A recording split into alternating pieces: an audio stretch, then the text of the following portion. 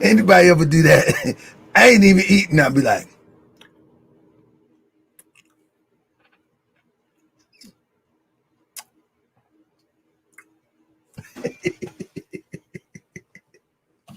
family, what it do, family? Listen, man. Listen, I got a swollen jaw right now. I got a toothache, but it don't bother me. I'm gonna keep it going. So if it look like I'm talking sideways, ain't nobody pop me. I just got a toothache right here. I got a little toothache right there. I'm all right though. It don't bother me. The show must go on. It must go on. Man. Did y'all get a chance to see? First of all, family, people have been sending me the Grandmaster Jay coming out of the court footage. Press 1 if y'all seen that. Press 1 if y'all seen that. Did y'all peep that? If y'all seen that, I need to know. We got 83 people in here. Press 1 if y'all seen that. Okay, I want to ask y'all, yes or no? Do y'all, I need a Y or an N, or, it's probably be easier. Do y'all want me to give commentary on that tomorrow? 1 for yes, 2 for no. Because at this point, if someone follows Grandmaster Jay, they literally got to be something wrong with them. Something has to be wrong with them. Listen, I see all ones. I'm gonna comment on it tomorrow. I'm going to come because you asked me. Because for real, it's nothing more really to talk about. I put everything out there. It's nothing really more to talk about. But Kelly X, I'm with you on that, Kelly.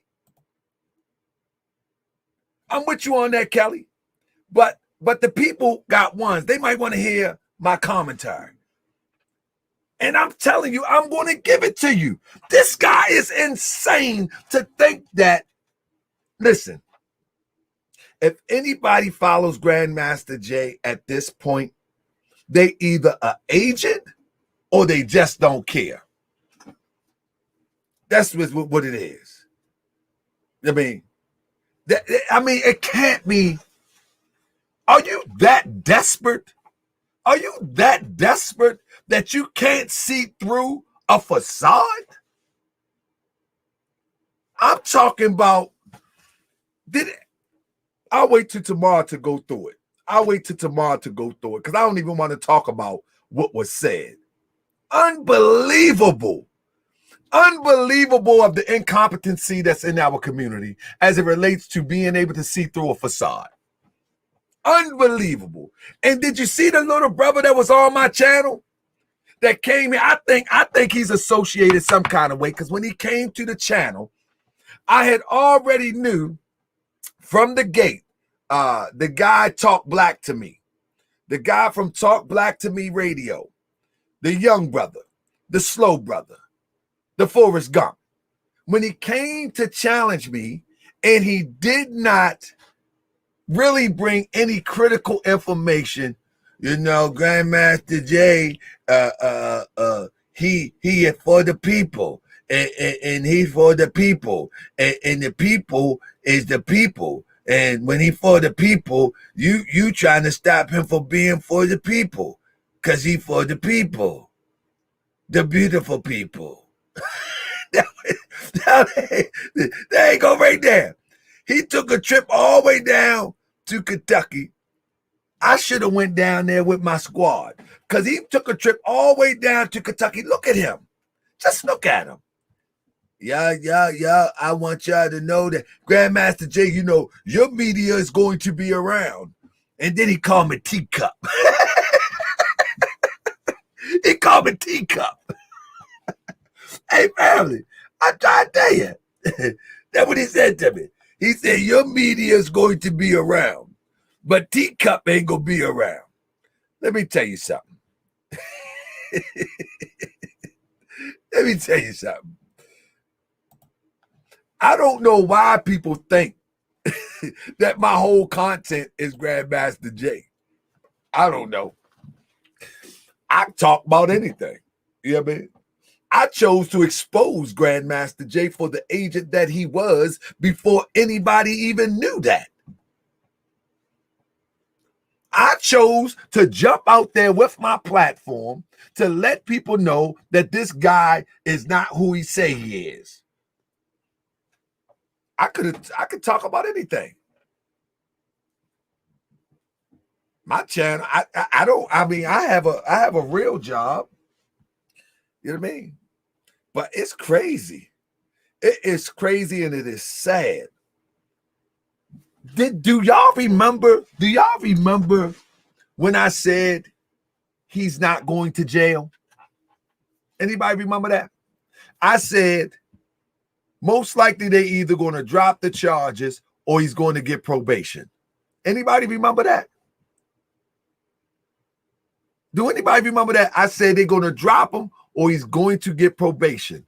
At worst, he might get home detention. I'd say that now. He's not going to no jail. So I don't know why they acted as if it was some post today. You know what I mean? It was some post. I don't think he's going to disappear. I always say he's going to come back and promote his documentary. I don't think he's going to disappear. He gonna get money because he got fools listening to him. He got fools following him. He gonna drain them. He going in their pocket. Nah, he ain't going nowhere. He ain't going nowhere. Listen, when you got that type of foolish people following you, he gonna drain them. He gonna sell them dreams. He gonna Creflo Dollar them. He gonna sell them dreams. All the way along the way. He gonna beat their pockets up. I'm telling you. He gonna beat their pockets up. Watch what I tell you. He gonna have them buying t-shirts. He gonna have them putting their money together for some crazy idea. He gonna have a whole bunch. I'm telling you. He gonna put his little documentary out. He gonna sell a few. I'm telling you, watch that. He ain't going nowhere. No. Creflo Dollar in the building. In the building. I'm telling you what I know. Think it's a game? Think it's a game? Okay. Okay, think it's a game. Listen, at the end of the day, family, at the end of the day, we need to wake up. You know, when you look at this young brother right here, right? I already knew that the young brother was trying to find a niche into social media. I already knew that. You know what I'm saying? But after that little fake debate, I kind of got to the point like, hold up. He wants to try to ride the Grandmaster Jay energy to build his platform, but he wants to be in the opposition of what is apparent and which I'm bringing, which I don't got no problem with that. Do your thing. But after that, then what? You know what I mean? Do your thing. You know what I mean? If you want to support something that is false and crazy, come on, go ahead, do your thing. It don't matter to me. But I don't even think it's really worth talking about anymore. That he's crazy as a nut. He's a nut job. I'm gonna show you his video. Oh, we're gonna make fun of him tomorrow. You know what I'm saying? We're gonna make fun of him tomorrow. Yeah, we're gonna have fun with it. It's nothing else to prove. You feel me? There's nothing more to prove. So we just can only thing we can do is make fun of it now. Y'all understand? There's nothing else to prove. The only thing we can do is crack jokes now. Press 1 if you understand, because my guest's in here. The only thing we can do. There's no need for any research. There's no need to uncover nothing. There is no need to talk about nothing. Only thing we need to do from this point on is to update every time he does something crazy. And give commentary. What else is to talk about? Ain't nothing to talk about. Everybody know. Hey, it is what it is. But so we'll just give commentary on that. But with that being said, I got a guest in the building tonight, family. On the flyer, I said,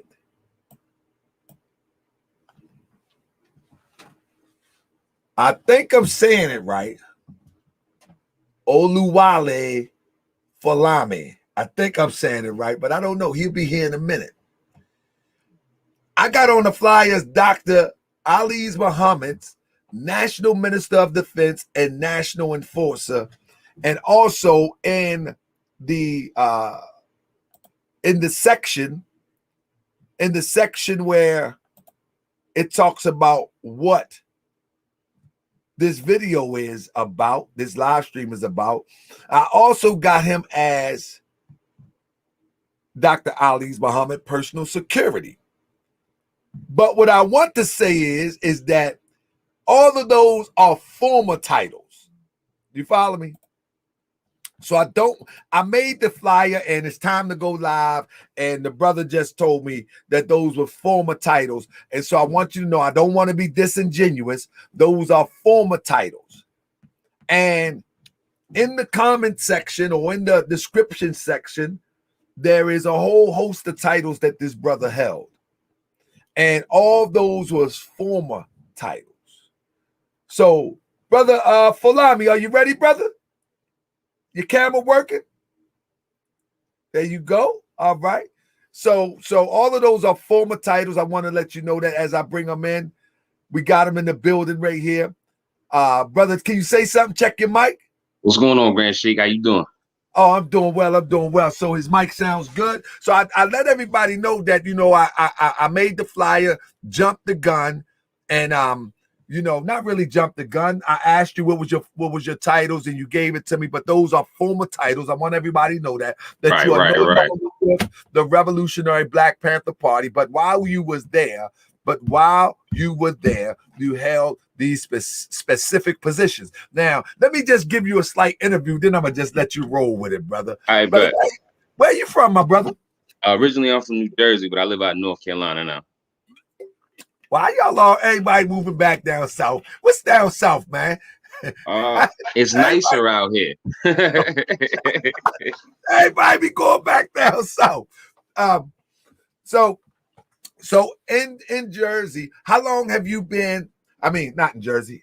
Since you've been in the South, how long you been affiliated with the Revolutionary Black Panther Party?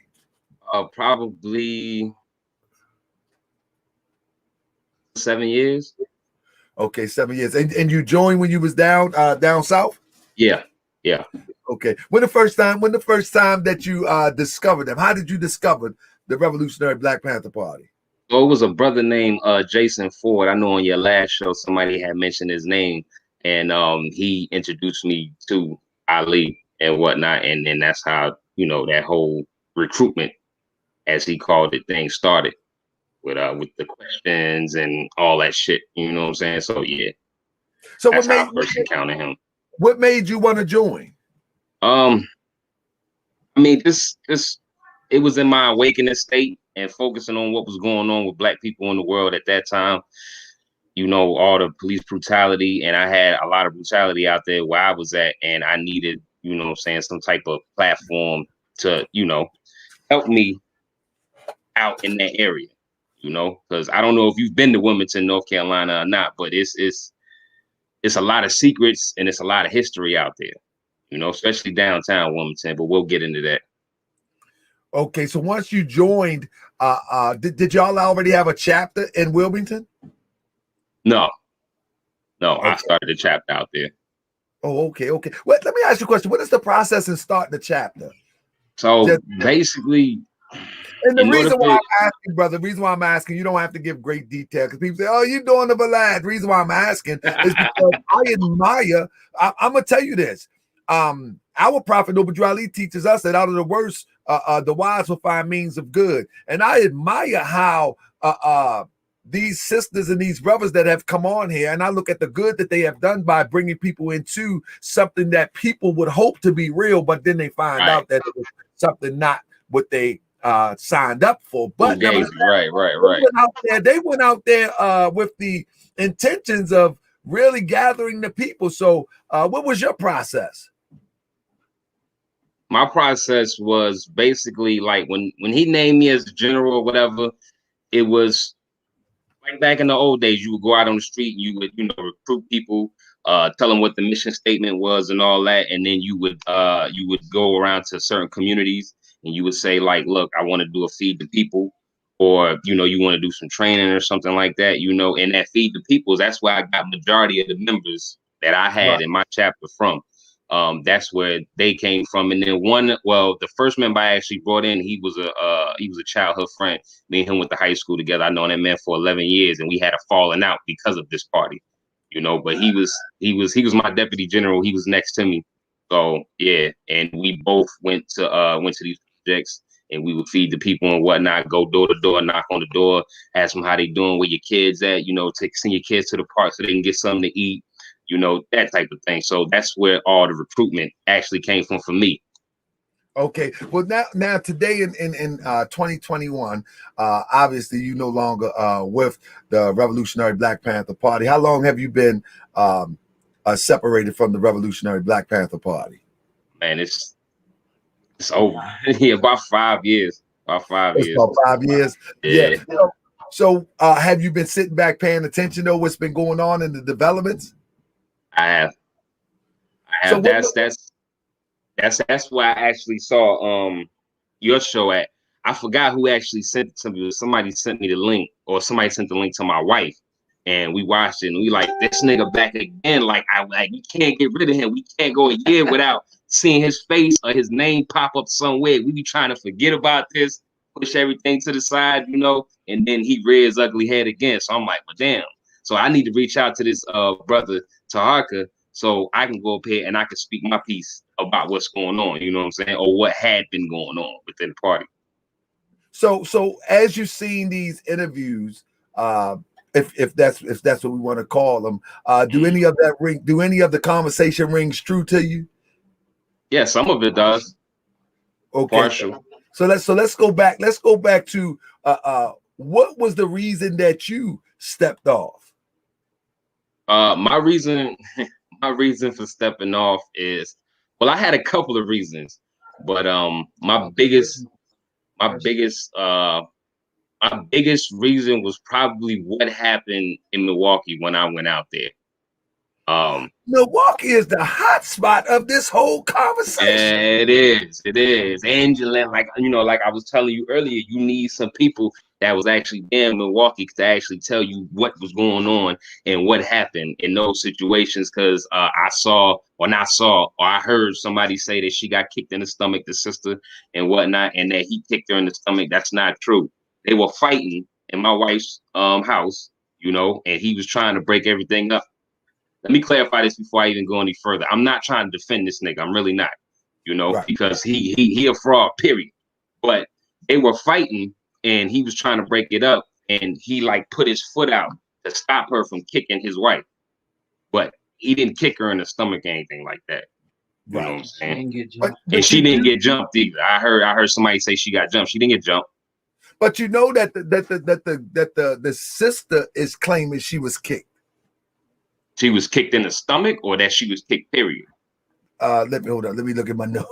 Hey, bro, like I said, I was dead. Me and my wife was dead. And she wasn't kicked in the stomach. She was she was kicked, but she wasn't kicked in the stomach.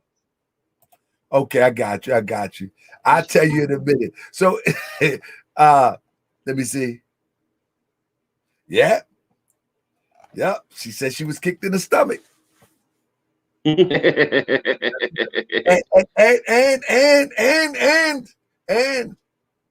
it is said that she got receipts. You got receipts of her getting kicked in the stomach? I don't know. That's the word, but I mean, hey, we're gonna see. I mean, that's the word. You know what I mean? I don't know. You know what I mean? That's the word. I don't know. You know what I'm saying? Right. But this is a show of show and prove. So, right. If we come on here with commentary, and if somebody would make an accusation like that, You know what I'm saying? I would rather for them to show and prove than to just say that and walk away. You know what I'm saying? Right. Because I don't have nothing against Ali. Right. I mean, I don't have nothing against Ali. So I just want, you know, the people to know the truth, whatever that may be. So Right. let's go back. Let's go back to you leaving. What was the reason that you left again? Because of something in Milwaukee?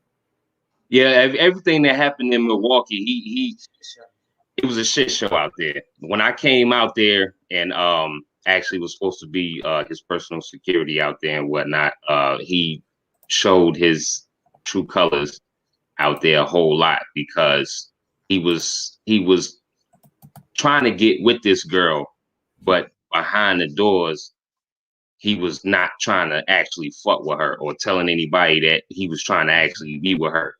You know what I'm saying? So he was stringing her along, and then she said she talked to one of his wives, but actually they didn't talk or whatever the case may be. So one of his wives flew out there, and she flew out there specifically to fight this girl. Who's that? Who's that in the background, brother? Put him in the camera. That's my wife. Bring her in the camera. I can hear it. Everybody can hear in the background. She might as well come join on in. No, sit side by side. Come on, sis. Oh, man. We hear you right there. Come on. Hey, come on in. Come on. Hey, I got my kombucha. I'm gonna be here in a minute. She coming. She'll be here in a minute. You know what I'm saying? But let me pause. Let me pause something real quick. I see in the comments where Sister Tiffany is saying to tell me not to speak on what I don't know. I'm gonna reiterate this. Actually, I'm not even gonna reiterate. I'm gonna say it one time and one time only. You wasn't there. I was there. So I can't speak on something that I don't know if I wasn't there, but I was there. You wasn't there though. She was in my head. You know what I'm saying? You was in my head around that time. Actually, you was around that time. You was telling people that me and my wife kidnapped Ali. You know, so let's not get on here and do that. You know what I'm saying? All right. Well, whatever the case may be, brother, Peace, General Babu. Hey, brother, whatever the case may be, don't let nobody change your thought or spin your thought around, because you was I didn't got lost for a second. Oh yeah, so you was talking about Milwaukee, right? So in Milwaukee, well, if we talk about Milwaukee, we got to talk about Wilmington also. Okay, so when we went on to, let's take it from the beginning. When you begin to say, let me ask you this: when was the first time that you saw something and be like, man, hold up, wait a minute? What happened? Oh, when I said hold up, that was when I got back from Milwaukee. Okay, so let's talk about what happened in Milwaukee. What happened there? Okay, so in Milwaukee, he created a lot of drama because it was about 20 members in Milwaukee. He made at least 19 of them generals. Okay, so that created a rift between everybody because it was like a power struggle. Everybody wanted to have, you know, their specific titles and whatnot, and because certain people had certain titles, they would let those titles go to their head. You know what I'm saying? And they would start to abuse those powers on the following members, and it would cause fights, arguments. It was like tribunals for certain members like every other day because some argument had started.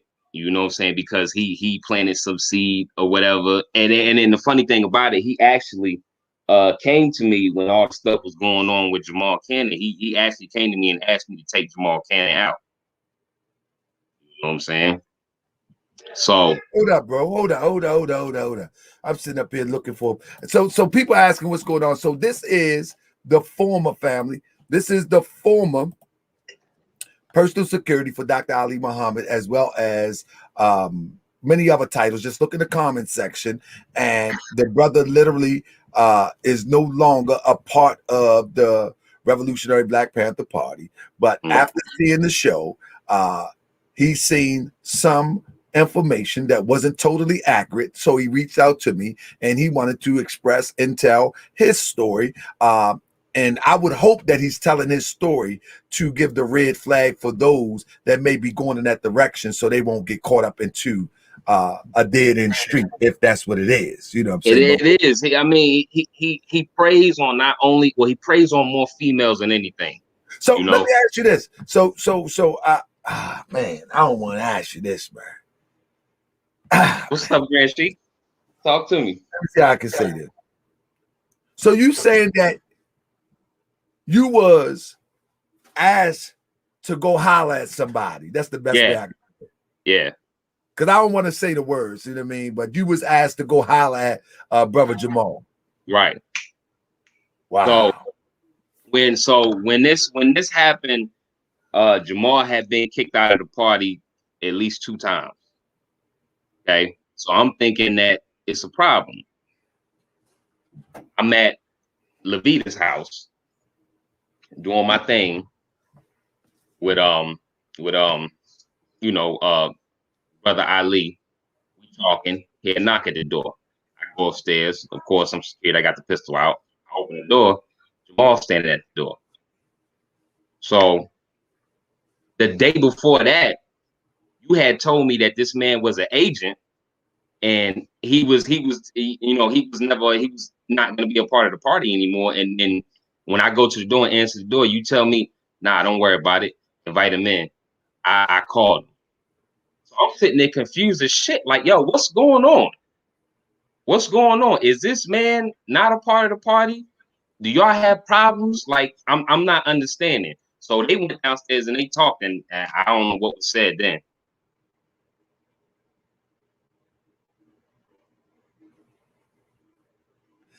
Brother, don't worry about the comments, brother. You're going to get a whole bunch of them tonight. Don't worry about that, brother. I mean, come on, brother. Hold your thought. Because I'm telling you, I see we got Jamal in here, and everybody got a story. Everybody got a story. But what I'm asking you is that that part right there, brother, is very significant. You know what I mean? That part is very significant. Now, when you come on Moorish Workd TV, and this is where Ali messed up, I think. When he came on Moorish Workd TV, he didn't know the level of the reach, you know what I mean, of Moorish Workd TV. And so when he came on Moorish Workd TV, he opened a lot of cans of worms. And so anything you say, you're going to have people responding to you in the chat tonight. It is what it is. You know what I'm saying? But at the same time, y'all can hear me? Who muted? Somebody say he muted. But at the same time, you came here to lay out what you experienced. So you said they was in the house, and what happened? They went downstairs and they talked, and I don't know what they talked about, you know, because I wasn't in that room at that time. And then what happened following that, though? Following that, what happened after that? It's man, she could say so much shit.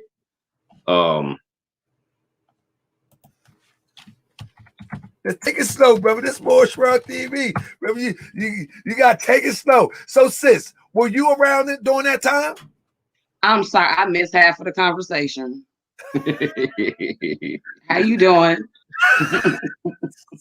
How y'all doing? How old comrades? How everybody doing? Peace and love to y'all. I hope all is well. So what I'm saying though, brother, is okay. After that conversation, what else happened in Milwaukee?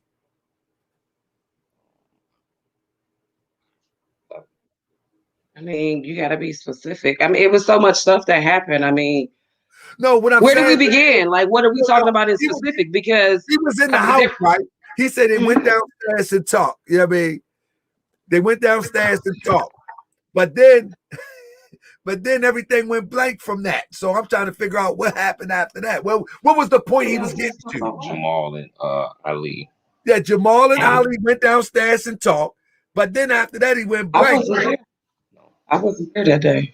So he went blank. So I'm saying, what what was the point of that part of the conversation? Where was it going to? Is what I'm saying. So where that conversation was going to was, I was just trying to say that he wasn't supposed to be in the party, which is what was told to me, because it was told to me that he was an agent and that he was trying to get Ali set up to get killed while he was in Milwaukee and whatnot. And then all of a sudden he pops up the next day telling him, he pops up the next day and everything is cool between the two of them, I'm guessing. Right. And so what was the next event that happened that basically when you got home you had to think about and say, hold up, something don't look right or don't feel right? What else up in Milwaukee? The last incident that happened, which was the fight between his wife and the girl Aziza. That one right there, you know what I'm saying? Because like I said, I had been around him and he was consistently telling this girl, I love you, you're gonna be my next wife, this, that, and the fourth. And then he would shit on her. And then the fight happened with his wife and them, and I had to go home after that. So when I got back home, I was talking to both of my DGs, and they straight up told me, like, yo, I don't like what's going on in here. I really don't think that I'm gonna be able to continue doing this. I don't want to be in the party anymore. That's basically what they said to me. So look, I'm gonna open the floor and let's see what did you want to share with the people. You know what I'm saying? When you reached out to me, what was your intentions to share with the people? And I see you got your wife there because I know she had some experiences too. But let's start with you. What was the major things that you wanted to share? So the major things, while we was in Wilmington, I explained to him when he came down for the deployment, I explained to him that the venue that I had secured earlier that day, or 2 and 3 days prior to them coming down, had fell through. When it fell through, the sister was telling me that it was because the police had got on the air and said that they would be there in Creekwood homes if we showed up to, quote unquote, protect the community or whatever. Okay. So what happens after that? He tells me that, look, I want to do a interview, a TV interview with a reporter that I met before I came down here. I said, okay, cool. You know what I'm saying? Like, where you want to hold that or whatever. He said, we're going to do it in front of the courthouse. I'm like, dog, you can't do that. We can't have firearms, you know what I'm saying, on courthouse grounds. He was like, nah, well, we can have them on the sidewalk, but we can't go on the actual steps. I'm glad you brought that up. Let me cut in real quick. This is one of the conversations that I wanted to have, because me and my assistants, Brother Akhenaten and Salam Bey, we was having a conversation and we was talking about, going into a situation. Is this the situation we was talking about, the one where the police took the guns? Yes. Okay. Yes. I definitely want to talk to you about that because but go ahead, brother, carry on. Okay, so and I advised him, I was like, we can't do that, we can't have, firearms, in front of the courthouse. This is downtown Wilmington. He was like, nah, we can have them on the sidewalk, we just can't have them on the steps. You know what I'm saying? The steps of the courthouse. So I'm like, okay. I mean, he said he knows the law and everything. So I'm like, all right, cool. Then let's do it. So we go out there, we get set up and everything. We all standing in front of the steps. We're not on courthouse property yet. The actual newscaster backs us up onto the steps, which is the picture that everybody probably all sees, us standing on the steps and whatnot. And as soon as that happened, that's when all the police came down and walked up to us and said, I'm here to make an arrest. And we were like, why? And he said, you have firearms on the courthouse steps, so I need everybody to lay your firearms down on the courthouse steps, and we're going to take them. Y'all can get them back next day or the following day after that. You know what I'm saying? So we did all that, everything down. How did you feel about going into a situation and having to surrender your weapon? I didn't like that at all. But I didn't like that at all. You're supposed to be the Black Panther Party for self-defense. Self-defense. And this is the order that he put out, standing in front of the police. He's like, everybody put your weapons down on the steps. And of course, we all following orders. That's what we did. We were outnumbered. There was so much police presence there that if we did, we feared for our lives. We didn't come there with the intentions to put our weapons down. We shouldn't even have been at that location, period. We were supposed to be somewhere else. Because I had already secured another venue after that. So what do you think happened? What do you think happened? If you could spell it out, what really happened? You know, y'all went there and this situation happened. What do you think? I think that he was distracted by a woman. It was a woman there that was a reporter who apparently got in his head. From my understanding, she was the reason that we were even brought to that location, because she was there with another news crew. And he was, Alli, he was doing what he do. He was, trying to mac on another sister. And I think that might have thrown him off, and he might not have used his best judgment that day. Or it could have just been a setup. Like, you just never know with him. Everything was always so tricky. When you give him specific orders to do a certain thing, and then all of a sudden it changes, it make everybody kind of question, the authority. And that's what happened. We were all caught off guard.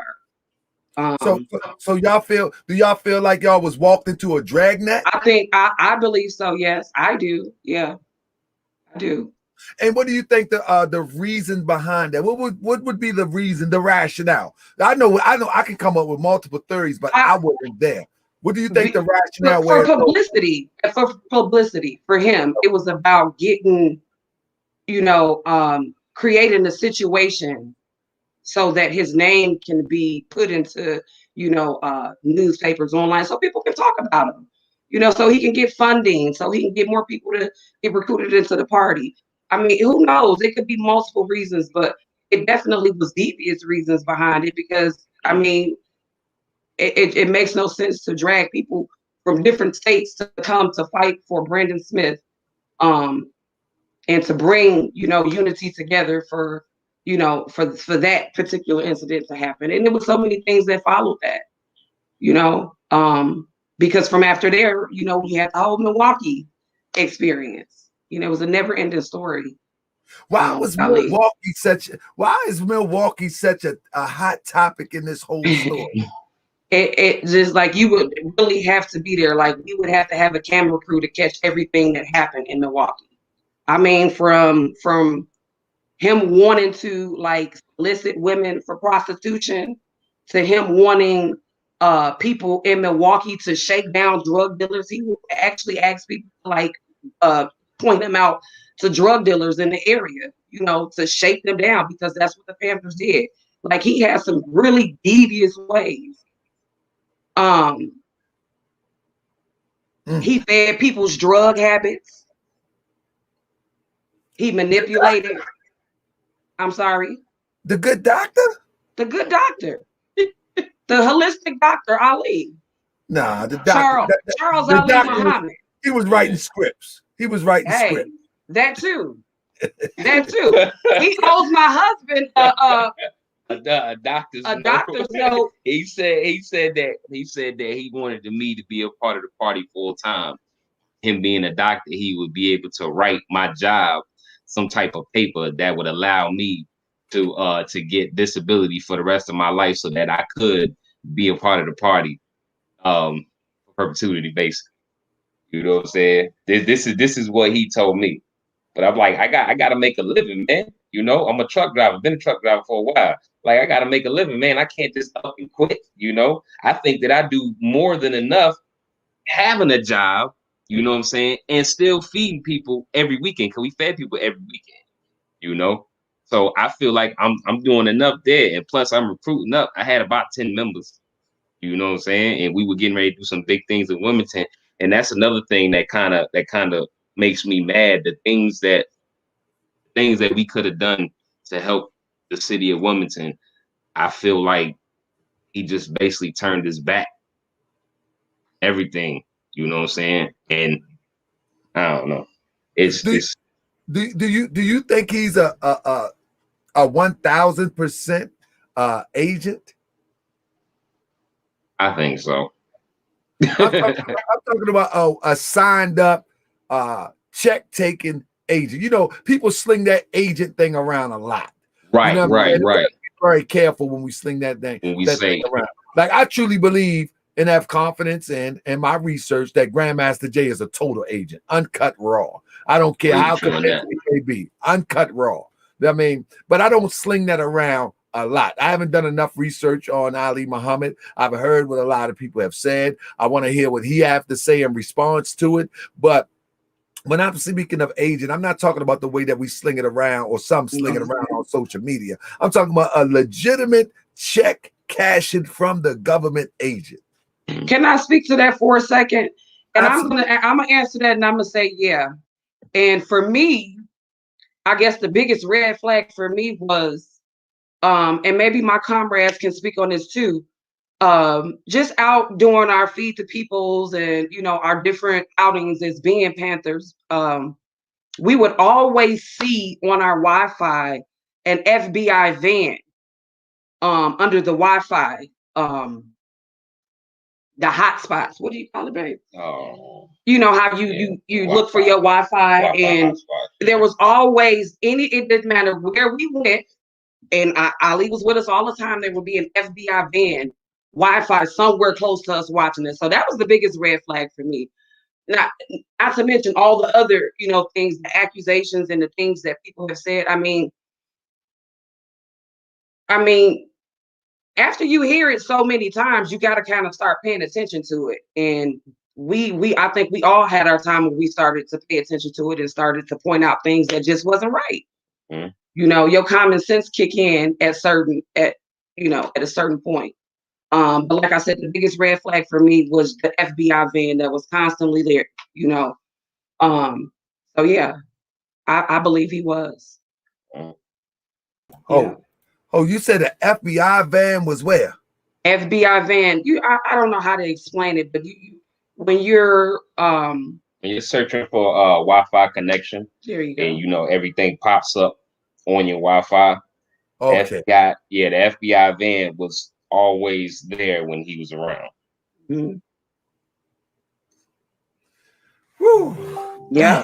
Man. This is a tough one, because until now we hear subjective arguments and even objective arguments that Dr. Ali is an agent. But in this argument, we saying that hold up, you turn your Wi-Fi on, then you see the FBI van. So what do you see? It says Cryptonomics got in there, which I was going to ask. The Wi-Fi thing says FBI van, or it say FBI Wi-Fi? I believe it said FBI van, or I think it was FBI van. Mm-hmm. I could be wrong. It's been about 5 years, but I believe it said FBI van. And this happened in Milwaukee as well. This was in Milwaukee. Yes, this was in Milwaukee. I mean, anywhere we went, like I said, we did feed the peoples. We outside of that, we were, Von Mays had a program, and they were always doing something at the program of the park. So we were always in the community doing something. So anytime we would be around, yes, that would pop up. It was suspect. And Wilmington also, or just Milwaukee? Just Milwaukee. Just Okay. Milwaukee. I got you. Did y'all think he was a doctor? Is he really a doctor? Did you ever question that? Well, actually, one of our comrades, and I'm not gonna say her name, but one of our comrades from Chicago, a different organization, kind of blasted him and brought it to the forefront that he wasn't a doctor, and she was, able to produce, some receipts. So initially, yeah, I did think he was a doctor. He was well spoken. He was very intelligent. He seemed to know what he was talking about. He was, giving tips. He would brag about his wives and how they were herbalists, and they were professors, and they were these great educated women. So I had no reason to doubt him, until things just started to add up. So what was your What was your turning point?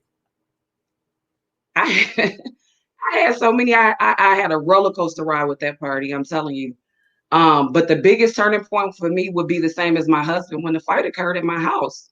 And just the fact that I lost so many good people from the chapter, you know, and we're not on speaking terms and things like that. Just the relationships that were broken because of him and the way he manipulated everybody and played us against each other. And he was able to leave, and we had to stay in that city, and we still had to live with each other, you know, coexist with each other. You know, that was hard for me because I had, you know, I love hard, and I genuinely loved my comrades. I mean, we were in some dangerous situations together where we all had families to go to, but we came out and we fought for unity. We fought for Black power. We fought for RBPP and Black people. And those relationships are ruined, you know, and I really feel like a lot of us kind of need some type of therapy after dealing with what we dealt with being, you know, with surviving Dr. Ali Muhammad. Wow, You know? it was that bad? It was bad. It was bad. It was a lot of manipulation. A lot of money spent. Don't get me started on the money spent. I probably spent over $10,000 just donating different things to him. I paid for him to get his electricity turned back on. We've all contributed, and I'm not going to sit here like I just contributed. We all contributed.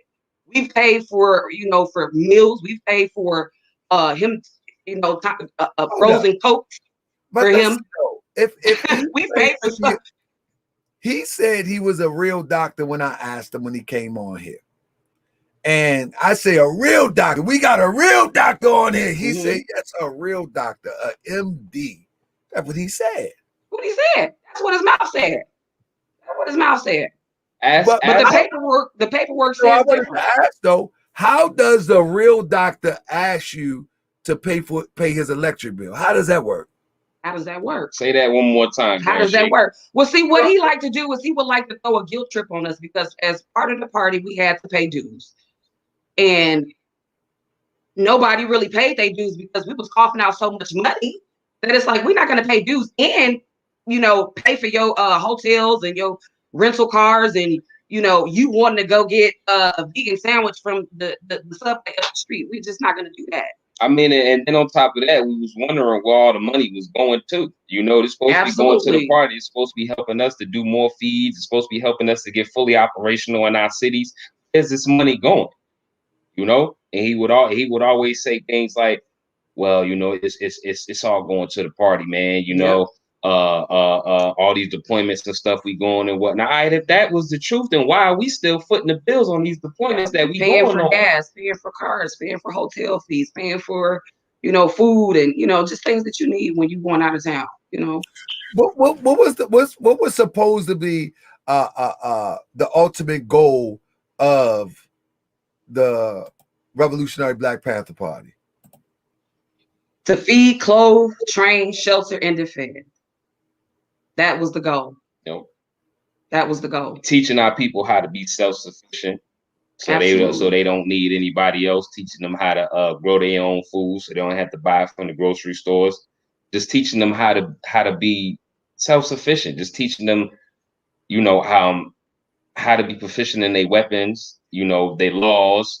When it comes to certain things like being pulled over by the police. It sounded good. I'm gonna just say that it sounded real good, but in actuality, it's like I said, the money, the money that we were spending and sending wasn't going to none of that to help the troops that he had on the ground in these cities to actually do these things.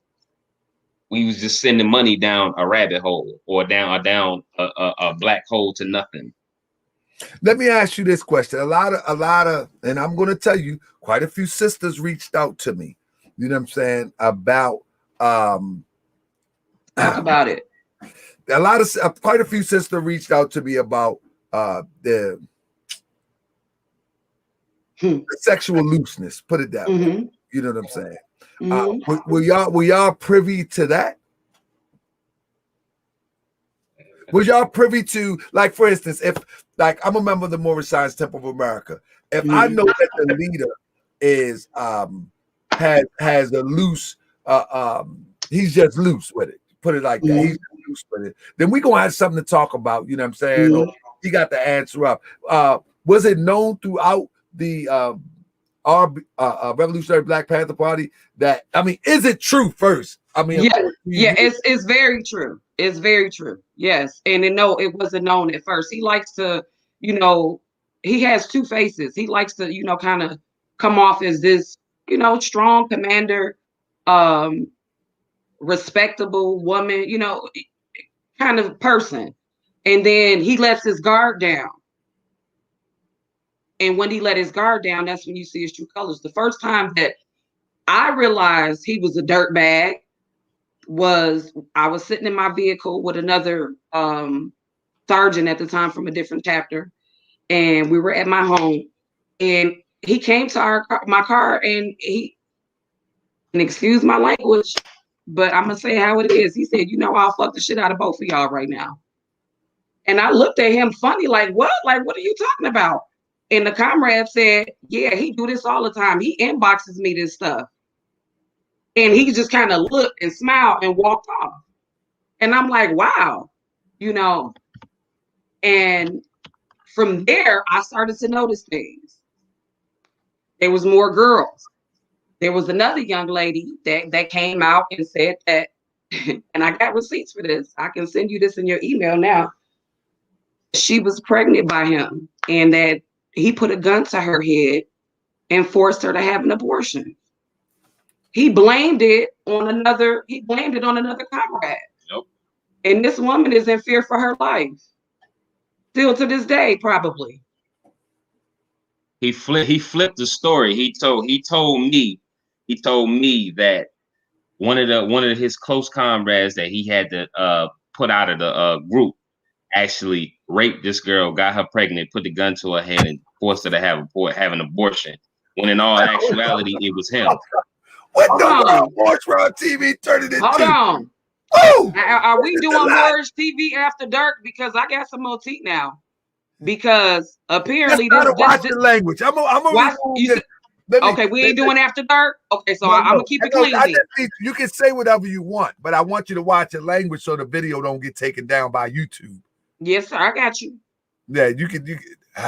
So I'm in the clear. Okay, I'll say it as clean as I can. Yeah. I just don't want it'll be worthless that if you use too much profanity and then tomorrow YouTube just say they take the video down. Take the video down. Okay, so listen. So I'm just gonna say it. He liked to get his groceries ate.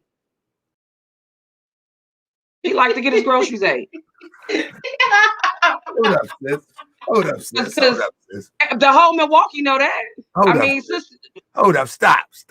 On the Homer Flow. I said, are we doing Moorish TV after dark? I kept it clean for you, Chief. Hold up, sis. This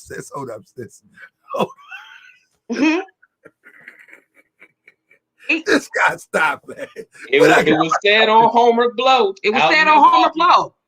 Everybody can check that receipt. Sister Bacon, come on here and this guy, stop, man. What I got myself into. Listen, you said you wanted the story, right? Help me. You wanted the story, right? Sean! Help me. Hold up. Let me stop. Oh, man. What I'm saying is, what that was a rumor going around. The sisters was talking about that. What? I mean, I don't want to hear too much about that's actual and factual. That came from the person who he told me was his wife. This is hey, if we're gonna get into it, we can get into it. We can talk about all the rumors, But this room right here, this is real deal. Like the person that committed the act can tell you themselves. Good night. Come on, Doc. Doctor. Yeah, he's just out here. He's just out here. No, the thing is, hold on. I don't really care about his bedroom, but this is a bit insane, though. Yeah, this is what was going on. This is the type of behavior that our chief in command was displaying. How do one get away with this type of behavior for so long? And I think I'm gonna tell you why. I'm gonna tell you why. Because a lot of people that say that he's a bad person actually condone this mess. A lot of people looked up to him, and a lot of people respect him and wanted to be like him. So a lot of people swept it up under the rug. I'm not gonna say they did, but they did, because a lot of people overlooked a lot of stuff. It was things that was being brought to people's attention. It was things happening in front of people that would, speaking specifically to our men that's supposed to protect our Black women, that was overlooked because they liked that look of power. They wanted to be like Ali. And I'm not talking about one person. It was a lot of brothers that was doing that. Because that's my honest opinion. I do know, like a brother was telling me today that they don't think that it might was Brother Folami. Folami. How you say your name, Brother Folami? Folami. Yep. Yeah, I think it was you and I was talking, and I said, man, Ego gonna bring him back because he think he's witty. You know what I'm saying? He think he's witty. He think he's going to be able to talk around this. But I'm just saying, there's so many people that's lined up to want to speak on this topic. I haven't heard. There's not one person that came to his defense yet. No, they can't. I mean, there might be some people that may try, but they'll get knocked down every time.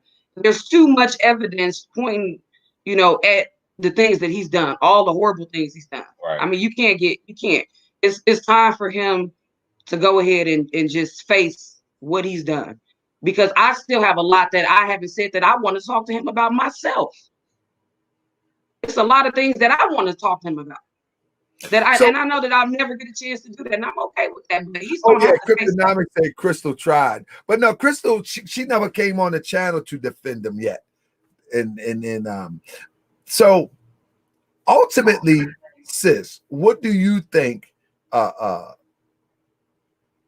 The ultimate goal would be with not only yourself, your husband, and other people speaking out. What do you think the ultimate goal is? What is your ultimate goal of speaking out?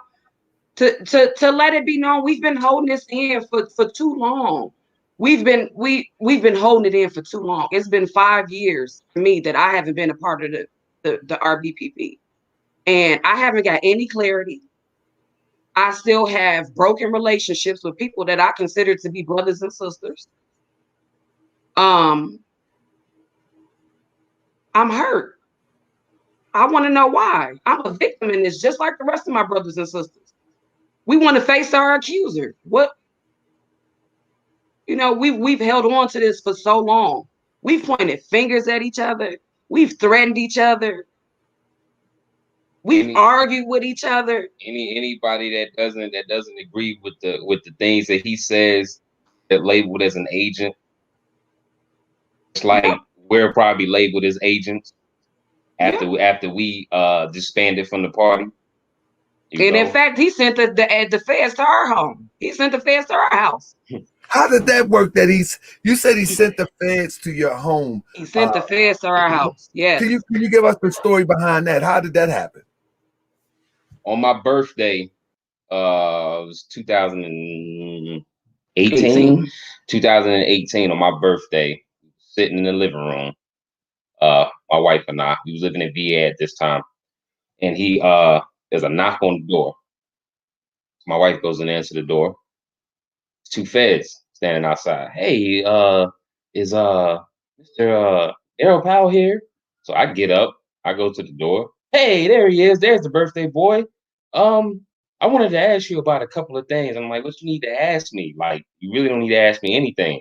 Well, there's some comments that was on YouTube that was made talking about you agree with ISIS and you support ISIS and stuff like that. And he showed me the post and whatnot, because he had a printout of them. He showed me the post and I was like, that's not me. I don't even use YouTube like that. And I don't comment on the videos like that. If I am on YouTube, I just watch it, So after they left, we called. No, they asked about the tribunal in Chicago too. Oh shit! They asked about the tribe. They asked about the tribunal in Chicago. I can't remember in specific what they asked, but at that point we told them that we wasn't in the party anymore. So we had no knowledge as to what was going on after we disbanded. Let me say this. I see we got Love Queen said, not true, the feds don't come to your house. It's a video. Oh, okay. No, it was a video just on YouTube where the feds just went to I a thought black the same thing. That was to Love Queen. I thought the same thing. I laughed at them. I said, y'all actually come to people's house for things that they post on YouTube and social media? And he said, yeah. So Yeah, you can say what you want until they knock on your door. And then I just seen a video. Actually, the video kind of went viral where the feds had went to just question, and they walked away. They walked away after. Listen, we lived in Fredericksburg, Virginia. There's a lot of federal hubs there. Period. Okay. Yeah. So I don't want. You know, like we just having a conversation tonight, and if we want to come back and bring receipts, we could do that another night. But we're just having a conversation tonight. But I don't want nobody to discredit saying that something just simple as the feds don't come to your house. Like, nah, you can see that all the time. It's many videos where people just turn on the camera and got the feds coming to their house. Right. So I mean, don't know what am I going to gain? I'm saying the feds came to my house. I'm not looking for trying. Nobody asked for that type of attention. I don't want them coming to my house. Like, you know, I don't even like police. They came to his grandparents' house too. So now they came twice now, Queen. They came to your grandparents' house too. My grandparents live out in Garland, North Carolina, a little small town. Came to my grandparents' house and asked me where I was. Asked them where I was. My grandfather said, I don't know. He doesn't live here. Oh, well, I just wanted to speak to him about some identity theft that might be going on. And we know he's guilty of identity theft. Thanks to Brother Jamal. So I don't know. Then after that incident, then maybe like 2 or 3 months later, they pop up at my house in Fredericksburg. Man, oh man, this is just heavy. I'm trying to be careful because I don't want to try to say things that may get people all wrapped up and hemmed up, man. But this is just crazy. This is just crazy to think that a movement that's supposed to be about the liberation of our people has turned into some sort of circus. Yep. He ran a circus. It was definitely a cult. It was a cult, and his main goal was to get to prey on people, to get more females than males to join, so that he could prey on the females, and then he would get broken brothers. You know what I'm saying? That was just fed up and tired of being a black man in America, and he would get them and he would brainwash them to think like him. So he would try to create like little mini me's. Yeah. Basically. Coaching. Yeah. Man, this is a heck of a story. So bro, when you said that you went back to Wilmington, was it Wilmington? Yeah, Wilmington. You said when you went back to Wilmington, everything came together. What actually came together? What experiences in Milwaukee that really just made sense once you got out of the situation? What situations that were you referring to? It was a situation that happened when we went out to Chicago to meet up with New Era Chicago, and Brother RT, who you had on the show also. This is my first time meeting him. I was actually in his orientation process whenever he got brought in, and a couple of the good brothers that he brought with him. He took us out the night and whatnot. We went to the strip club, and after that, we went to casino. Now, when we went to the casino, you know how I'm pretty sure you've been to a casino before, Grand Sheik. You got to show your ID before you come through the door. Right. So you know, he like, everybody show your ID, so we showing our IDs and whatnot. So Charles pulls his ID out of his pocket, but he doesn't show it to him. He pulls the attendant to the side, and they go to the side and they start talking. I don't know what they saying because we dealing with the other guy. Then he goes in the back room and comes out with a sheriff. Sheriff has his ID in his hand, and they buddy, they chummed up, they talking, and then all of a sudden he like, all right, everybody, let's go on and come in. What the hell is that about? You know, why every time I see you talking to a cop, it's always like y'all old friends. It don't matter where you at. It's like you always know police officer some fucking way. Pardon my language. You know what I'm saying? You always buddy with these police. And that's not what we was about. You know? We not being buddy. Jay. You know what I'm saying? We not being buddy with the people that's killing us every day. You know? So that right there was funny. In Wilmington, whenever the guns got seized and whatnot, and we had to go pick him up the night after, I think it was. Now, talk about the stolen gun situation. Yeah, that's what I'm getting to. We had to go pick him up and whatnot. Now, it was a female that was a part of the party. Her name was Nashika, and she had a husband named Jerome. Now, Jerome and Nashika brought down a 44 long. Okay. When we went to go pick up the guns, they didn't want to go retrieve their own gun.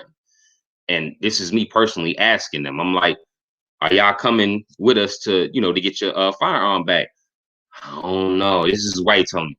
Oh no. I'm like, what you mean you don't know? Like it's your gun. You know, you don't want it back before you leave.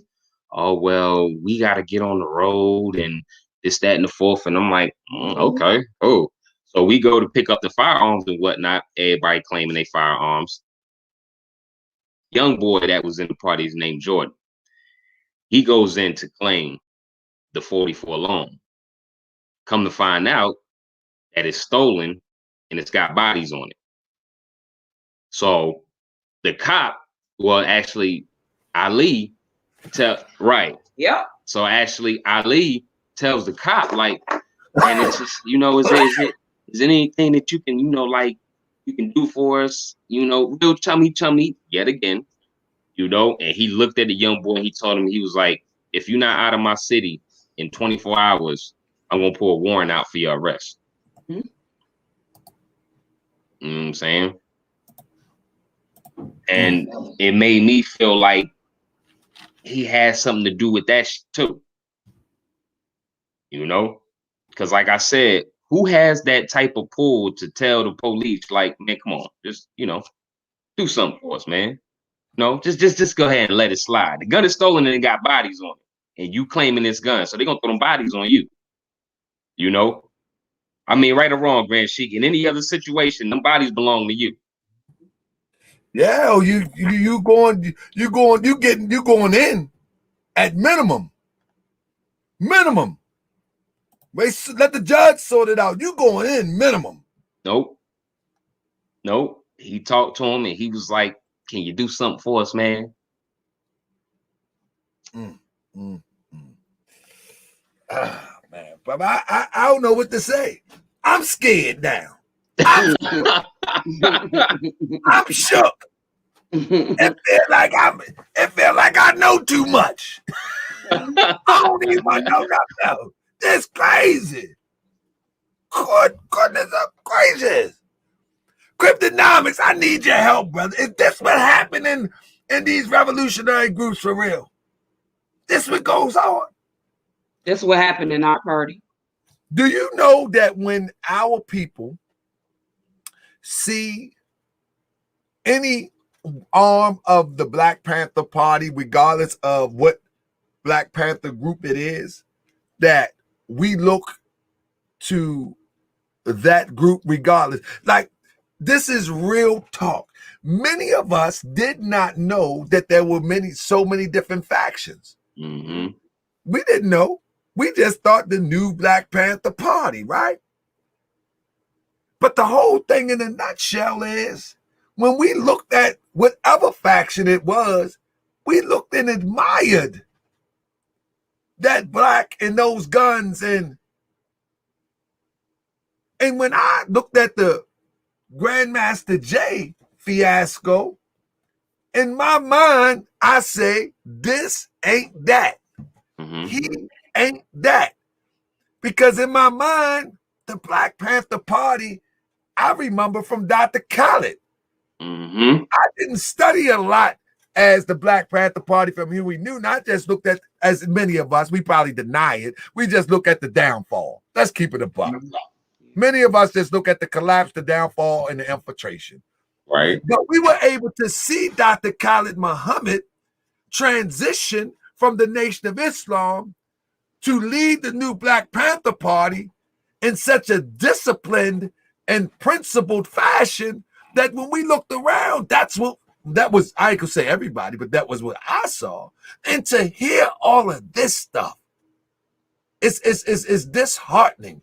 Yeah, he idolizes Dr. Khalid Muhammad, and he steals his lines too. He steals his lines. You know, if I meant to tell you about that too at the beginning of the interview that you had with him, the very first one, I think it was, and all that homogenized, sissified punk and all that. That's Dr. Khalid. You know, that's Dr. Khalid all the way. I don't want to pile on, so to say, but I will say this, and I know Dr. Ali is watching. When the brother said, when he said, give your coins, give your dollars, give your fives, give your tens, give your 20s, give your hundreds, give your thousands. You know how many times I heard that in the church? You know how many times I heard brothers in the NOI say that too? Give your 20s, give your thousands. If you can give your thousands, I said, goodness gracious, this is a script. Where is this money going? So this is the thing. It's many people that feel like they have been victimized. You know what I'm saying? There's many people that feel like they have been victimized. If Dr. Ali come on the show and he claims that you as well as others are simply disgruntled, how would you respond to that? I know how that process goes. You know, I've been in those conversations with him, telling people the same thing. Oh, you're an agent. Get your agent ass out of here. That was protocol. Right. Anybody that was no longer a part of the party, it was protocol for us to bash them, antagonize them, create a whole group, bring them in, and verbally abuse and assault them to the point where they probably wanted to do damage to themselves. He really, that was his thing. Yep. That was his thing. He thrived on chaos and madness. If he didn't have it, he was bored. Yep. And when he didn't have it, he had to create it. Yep, he created it. Yeah. Oh. It's I wonder if I think you, as well as Jamal, and I mean all the guests for real, y'all all came with something that has been dynamic and the same but different. Would you face him and question him? And if you could, what were some of the questions you would ask him? Where's my money? Money. I want all my money back. And I mean, and on top of that, because I mean, we work for a living. You know, we have children. We have children. I was a single mother at that time. You feel me? And still donating, giving to a cause that I thought that if ever we needed a hand, the money that we put into the party would be able to help us out. You know what I'm saying? Because that's initially what it was there for, right? But it seemed like he was always turning around asking us to give. But whenever we would go to him with our problems as our chief, he never had any resolution for it. Let me ask you, do he have a job? Oh shit, I don't know. Pimping us. Well, there you go. That is his job. That is his job right there. The reason why I ask these questions, family, listen, for those who are watching Moorish Workd TV, the reason why Besides I him being a doctor. listen, the reason why I ask these questions for all those that's watching Moorish Workd TV, because I want you to ask these questions whenever you join some type of organization. Whenever you join an organization, whether it be the Moorish Science Temple of America, the Nation of Islam, the church, or a gun club, militia, whatever you choose to call it. One of the first things you want to ask, how do the leader take care of themselves? How do the leader take care of themselves? If they don't have a standard 9-to-5 or a standard business, then that's a red flag. That's a red flag beyond measure, because without you, there is no them. If a true leader has something in place to sustain themselves, whether they were in that or not, that's just what it is. That's just what it is. So that's why I ask those questions. You know, like, what does he do for a living? I said this about grand sheiks, other grand sheiks in certain factions of the Moorish Science Temple of America. I'm like, y'all get mad when y'all get beat, but y'all ain't never asked the people what they do for a living. What do you work for a living? What do you do? How do you pay your bills? How do you take care of your children? I hear he has 22 or 23 children. Yeah. 26. 26, I think. 26 mouths to feed. How is that possible? How is that possible? How can anybody reconcile that this is a responsible leader with no job? That's pretty tough. That's pretty tough. But sis, it looked like you're sitting there thinking about some of this stuff now. But yeah, I mean, a lot of it is starting to make sense. You know, for me personally, I can't speak for everyone else, but when I entered the party, I was broken. I had a lot of situations going on in my life, and I wasn't necessarily thinking clearly. I just needed something to fulfill that void that was in my life at that time. And that's what the party did. They brought back that void. Because it feels good when you go out into the streets and you converse with people that look like you. When you go out and you feed men, women, and children that cannot do for themselves at that point in time, and you give them that hope to keep going. You know what I'm saying? Because suicide rates for Black people are high because our mental is so messed up. Health. Yeah, it's so messed up. And for us to go out there, like one feed that I did, we popped up, and one of my DGs, which was a female, she made a cake, and didn't know that one of the little boys out there, his birthday was that day, and this is Section 8 housing. Mom, she didn't have the money to, get him any gifts or anything like that. So before we went, I pulled out all my old clothes. My DG pulled out his clothes. His girl, which was my other DG, pulled out all her old clothes, and we went out there and we sat the clothes on the table and told the babies, come and pick what you want. I got some of my children's old clothes, brought them out there. Pick what you want. Y'all ain't got jackets? We got jackets for you. You understand what I'm saying? So it felt good to do that, but not knowing that the underlying of that with the person that was supposed to be the leader of this organization or this militia had ill intentions all along. Man, that's insane, man. This is insane. And I'm telling you, and family, let me tell you something. This happens. I see my brother Medunetcha says that he experienced the same thing in the Moorish Science Temple of America. This thing happens everywhere. You know what I'm saying? But I always try to give the people that I talk to the measuring stick.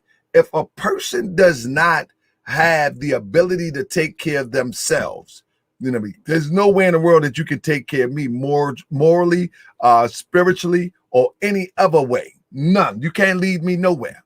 And our people, and I'm glad that you're on here, because, man, it takes a lot of courage to say, you know what? This joker got me. You know, it takes a lot of courage to say that. And anybody that have came on here, I salute you. And I don't want to be judge and jury for Ali, but man, it looks pretty bad, brother Ali. It looks pretty bad. It really does. And that's not even to talk about those people that have yet to come on here, or those who said that I'm not going to come on, but I'll tell you my experience. Because they're either too hurt or embarrassed that they've been played that way, whether it was sexually, whether it was financially. You know, there's stories where a car was rented, he never returned the car, and the person in the name, they get charged with theft. I mean, these stories, there's some stories out here that's really, really off the chain. You know what I'm saying? So with that being said, we got Hanifa in the building. How you doing, Hanifa? Hey, sis. Oh, y'all can see me. Queen. Hey. Hey, how are y'all? Good. Yes, How are Black you? Power Queen. Black power, black power. Yes. Oh God. So how you doing, Sister Hanifa? Where you from? And you know what? I'm highly blessed and favored. I Oh, am we highly didn't blessed and favored. Come on with that smoke. I can't explain it no other way.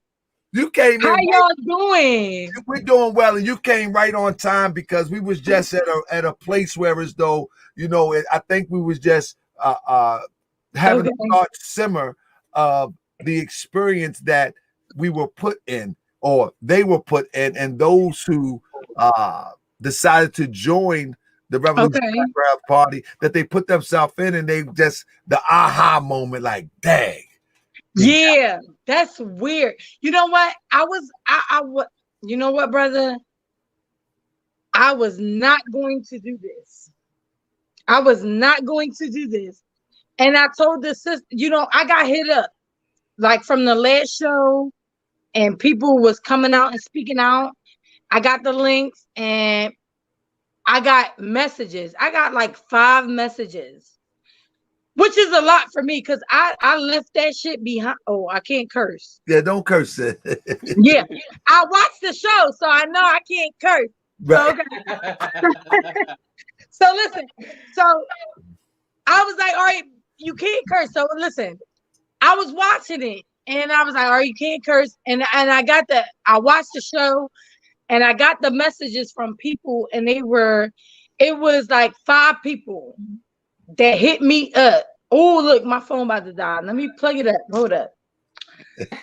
They hit me up, right? And they like, you gotta speak out, you gotta say something. Brother, I have no care to speak on this subject, but because of the people that hit me up, let me get out the light. And let me say, as you do that, did you plug your phone up? I'm about to. It's on 15. It's on 15%. I'm good. I'm Okay. good. Because of the people that hit me up, 2 people specifically is the reason why I'm here today. I don't want to speak on this because I left it behind me. I left it behind me, bro. And what I have to say is the people that you got coming to you, telling you they not lying. Let me plug my phone up. Hold up. They not lying. So let me introduce myself. Yeah, please do, sis. Who are you and where you calling from? Okay. So I'm Sister Hanifa. I'm calling from Philly. You know what I'm saying? Oh, No Philly getting on. In the come on, building. Wait. Now, come on now. I work, right? Weekend is my time. I plug my phone up. Let me get my drink. Give me a second. Oh, Let me get my drink. this what it takes for you to people's grad sheet. See, everybody can't people's grad sheet. Talking about him, you need a drink. You need a drink talking about him. No, I'm telling you, everybody can't be in my position. I love my people as they come. You know what I'm saying? Hey, Everybody can't be the people's trash sheet. I love you like you are. Bro. Listen. Hold on. Here I go. Ooh, where I'm at. I want you. What I want you to do is help to save a life from one that would think that this is a viable option to help liberate our people. So no, it's not. It's not. Make a better decision. That's all I want from you. You know what I mean? Okay, so many people think, hold up, sister. Many people would think that I do this for a view or do this for this, but everything I do that I've done on my show has always been preventive measures to stop somebody going down the wrong path, whether it was Moorish science, whether and I respect that. I respect that. You know what, bro? When I got hit up, because when I left the party and I left that shit behind. Oh, I can't curse. I left that stuff behind me. I left it behind me, right? And I continued on with my life. Prior to that, my life was the party, right? Can't nobody tell you that know me that it was otherwise. Anybody that know me that was in that party, the Revolutionary Black Panther Party, can tell you otherwise. That was my life for 18 months, from 2015 to 2017, right? I didn't want to speak about it because I spoke about it. I don't understand why we having this conversation right now, because it went viral before. When I left, there was a viral, it went on a radio show. The guy hosted with the Milwaukee chapter. Everybody was speaking about these things. But this is what I have to say. This man is going to always have a platform, right? And I'm looking at you, brother, because this is your platform. He's going to always have a platform. He's going to always have people that's going to ride for him. He's going to always have people that follow him, follow his commands. Who am I? I'm just Hanifa. I didn't want to speak. I didn't want to show my face. And I know when people see this, they're going to be like, oh, they got Hanifa. I know they're going to do it. My husband was like, don't you say a motherfucking, oh, excuse me. My husband was like, you better not. I'm going to get in trouble. I'm telling y'all, I'm going to get in trouble. For showing my face on here tonight. For your husband, to give him a little bit, I guess a little bit easy. No, you don't understand, bro. I get you, but somebody may hear you because you have a lot of passion. You have a lot of passion. You're very genuine, and a lot of people need to see this personality to say, you know what, I feel that. I ain't going that way. What do you want to know? Because I could rap your head off for the rest of the show. Come on now. Come on, sis. Come on you now. know me? Look, who that? Come on now. Listen, who are you? This Zara. So she know me. Hello. She know me. Come on with Listen, I'm gonna tell you. Okay, all right. I'm gonna tell y'all. I've been drinking, so and I'm feeling a little parched. So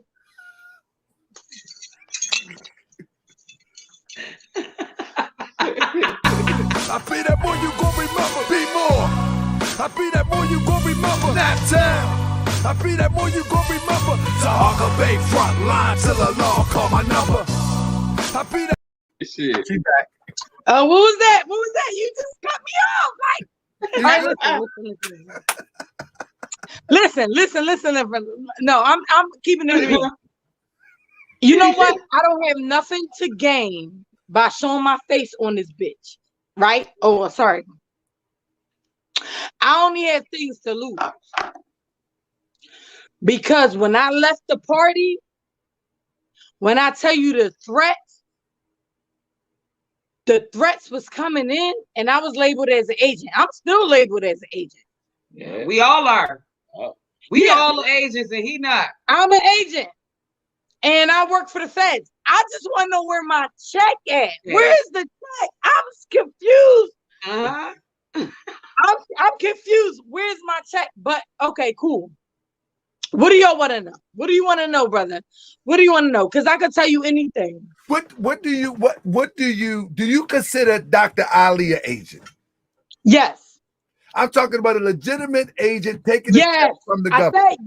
I say yes. And what drove you? Well, what brings you to that conclusion? Okay. Give me a couple examples. Okay. Have you seen Judas and the Black Messiah? Absolutely. So you know the bull that he came to the trap house, right? And the bull talked about how he killed somebody. And then he found out that the bull that killed somebody was actually the CI. Wow. Wow. Anybody remember that part was heavy too? You want an example? If anybody remember that part, let me see if I can remember. Try to explain it. He looked like Chris Brown. He was sitting on the stairway, and the bull came up in the trap house. I call it the trap house, but whatever. He came up in there, and the bull that played the part in the movie looked like Chris Brown. I was like, "Is that Chris Brown?" No, it wasn't Chris Brown. But he was telling a story of how he killed the bull, and then he gave the information to the FBI agent. The FBI agent thought he was doing something. He thought he came up with some information. He took it to his superior. And he told him that he was the agent. Right. The one that killed him was the agent. Right. And that's how deep it gets. And you know, I've been covering that Grandmaster Jay thing, and people take Grandmaster Jay as he's legitimate, and people don't know how deep this thing gets. Hold up, I'm gonna plug my phone. So don't mind my rose. Don't mind my rose. No, but so you mean to tell me? So you mean to? I need to silly. Listen, I keep it real. I keep it real. So you mean to tell me that this brother is that deep that he's actually acting out as an operative? I'm gonna tell you this, bro. I'm gonna tell you this. No, I that just made me think of something about him. I'm gonna tell you. I know what you about to ask me. Look, it's one of two things.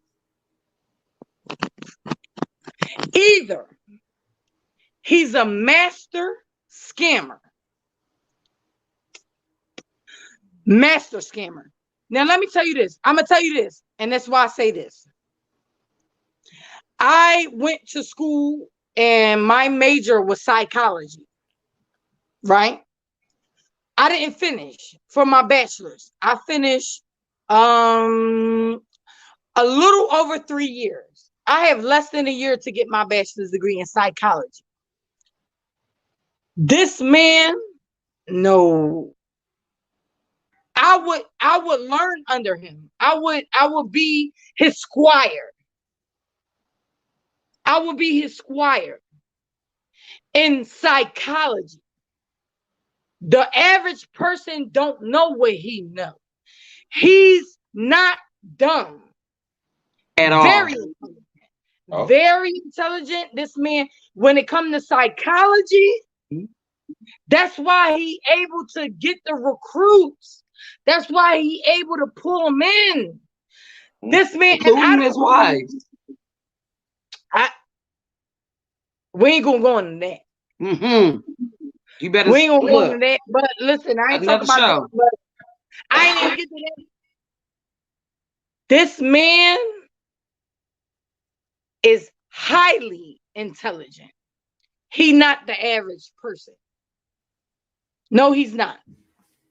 No, he is not the average person. So that only leads me to believe that it's one of two things. And the conclusion that I came to after adding it all up after 2 years almost of being in the party. And I done gained high rank in the party. And you only get those ranks out of trust. Yeah. Prove you're trustworthy. I was the general of the Philadelphia chapter. You could look in the archives and you might see my face. I don't know what they got, but I got pictures. Like but I'm not digging to see the shit. I didn't want to be here, yo. I did not. My husband told me to shut the F up. Shut up. Don't say, because we're doing well. And we know about the lives that have been lost. Okay? Dari. Speak on it. You want me to hold on? Wait a minute. Y'all got me fucked up. Hey, family, this is family. Put the kids to bed, the children. Hold on, wait. I'm in my dividend. Wait, I'm in my dividend. I printed this out. Come on now. I love you, Angelo. General Dari. Angelo Brown. Can I tell you that story? Can I tell you that story? Please. The floor is yours, sis. Okay, so we planned a retreat for Jackson, Mississippi. We were supposed to have Dave Chappelle there. I should have known when he said Dave Chappelle that it was some BS. Let me plug my phone back up. I should have known when he said Dave Chappelle. Then this was when Dave Chappelle was being ostracized and all these things. I should have known this. Now, we're hosting an event for the community. But the people of the party have to pay $75 per person, $125 per couple. But me and my husband didn't have to pay nothing. We booked a room in Jackson, Mississippi, right? Got it all together. Well, of course, we didn't plan for General Dari got killed. I remember this day like it was yesterday, like it was 5 minutes ago. Okay? I'm in the bathroom at my husband's house. This is before he was my husband, right? I'm spending the night, the weekend. I hear him screaming. No, I'm telling, sis, don't let, because I'm telling the truth. Like, he like, babe, I think something going on in the house. I run out half naked out the bathroom. What's happening? What's going on? He say, General Dari got killed. I say, this is not even funny. This is not a good joke, babe. This is not funny. This is not a good joke. I seen the tears running through my husband's face. I knew it wasn't a joke. He said, babe, General Dari got killed. I said, babe, you lying. Now, mind you, we get on calls all the time. Yeah. We have calls all the time. Yeah. After the calls and the orientations that we have, we be on the calls just chopping it up. Yeah. We getting lit. I'm like, they're like, what you doing? I'm like, doing what I do. Getting lit. It's Friday. I ain't got to work tomorrow. I'm listening to General Dari talk about, he like, I don't drink. I don't do this. Y'all say the cops came because there was a call because of a drunk man in a domestic dispute that was running from the cops and shooting. Yep. But because of my rank in the Revolutionary Black Panther Party, I got the autopsy pictures. I got them. I still got them too, sis. I still got them too. I got them, bro. And that man was shot point blank range in the head. In the head. He was shot execution style. Execution. We confused. Like, wait a minute. So fuck the retreat. Oh, I'm sorry, I can't curse. All right, scratch all the retreat that we supposed to go to in Jackson, Mississippi, right? Because that was already pre-planned. They say mandatory, you gotta go to St. Louis, Missouri. I'm coming from Philly. I'm in Philly. We driving. All right, say left. We in St. Louis, Missouri. Drive to St. Louis, Missouri. Funeral.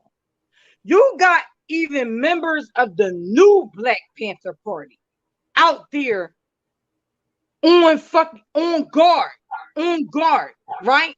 They there to pay their respects, but they on guard, paying it because they knew him. They knew him. That's his hood.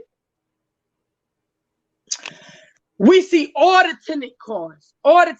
They taking pictures, right? This the feds. Where is Chief? Where's Chief? Nobody knows.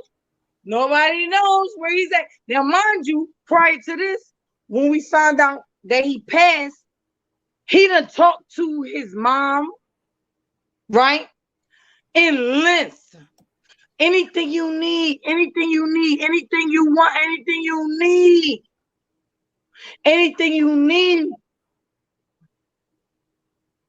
We got it.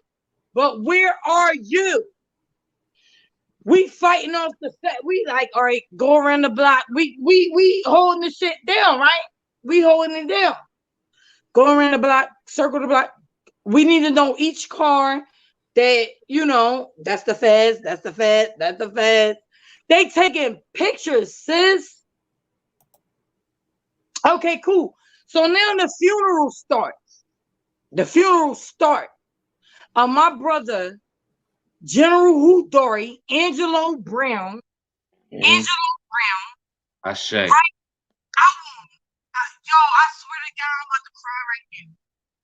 Also. Yo, man.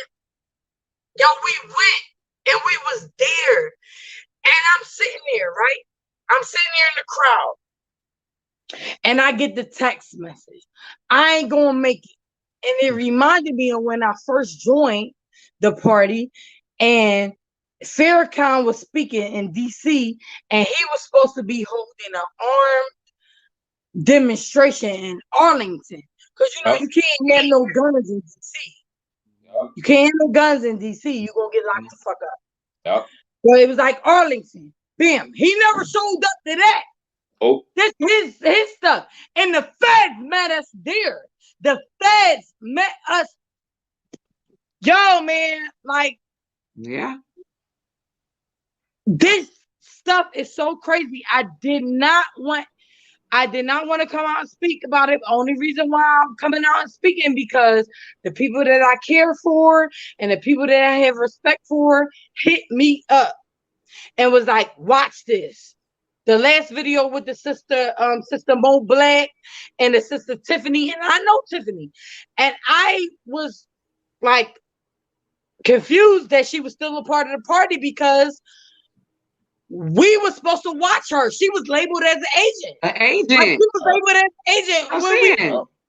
Right. I was like, when she said we kidnapped Ali, he told us to keep her away from him because she was an agent. And she say in that video that she went away for a while. Yes, that's the time that we was watching you, sis. We was watching you. Because she was a pawn. That was She was a pawn too. He used all of us and put us against each other. Listen, divide and conquer. But listen, period. That stuff with Angelo Brown, with General Hudori. Listen, I had to get up. They told me, hold up, wait. I'm trying to get y'all the full view. Family, this is heavy, man. I'm listen, bro. I'm moving. Go ahead. That's either. All right, so bam, we at the funeral. I get the text. I'm like, the funeral's starting. I'm like, where's this nigga at? Oh my God. Because they got him in the joint, you know, in the obituaries, the playing the the talk, he hit me up like, I ain't gonna make it. You need to speak. So I'm like, oh shit. So he sent me a whole paragraph of what I'm supposed to say. I gotta get up in front of these people. Mind you, they blame us for why he's dead. They don't fuck with us. Yeah. But I'm doing my job. I'm doing my job. And I say, you know what? It wasn't that, because I didn't know at the time. So I'm going to get up and speak, right? So, all right, here it comes. Oh, Dr. Ali Muhammad's supposed to speak, but all right, well, we got somebody to speak. And I read from the text message that he sent me. Listen, I came there and out of state, I drove. So my plates are out of state plates. They know that we're coming. We suited and booted. We in all black. We got the fucking berets on. And we suited and booted. We easily recognizable. The feds is everywhere. They taking. You could ask anybody that was there that day. The feds was there taking pictures. Okay. Watching. I don't give a fuck. I don't care. Well, watch me. Because at that moment I'm in my feelings. I'm in my feelings. And my comrade is falling. And I know it's some weird stuff going, but I ain't put it together at that time. Right. You know what I'm saying? So I got up and I spoke and I'm speaking, right? I'm speaking. I'm reading through I said, listen, my chief, he's behind in traffic or whatever. I'll forget what I said. I said, but I'm going to speak for him. And I spoke, right? And I said, well, he texted me the whole long paragraph. I read it. But I'm looking at the audience and they like, I will smack you right now. They got the face like, they don't believe me. So I'm like, all right, whatever. Whatever. All right, bam. Funeral over.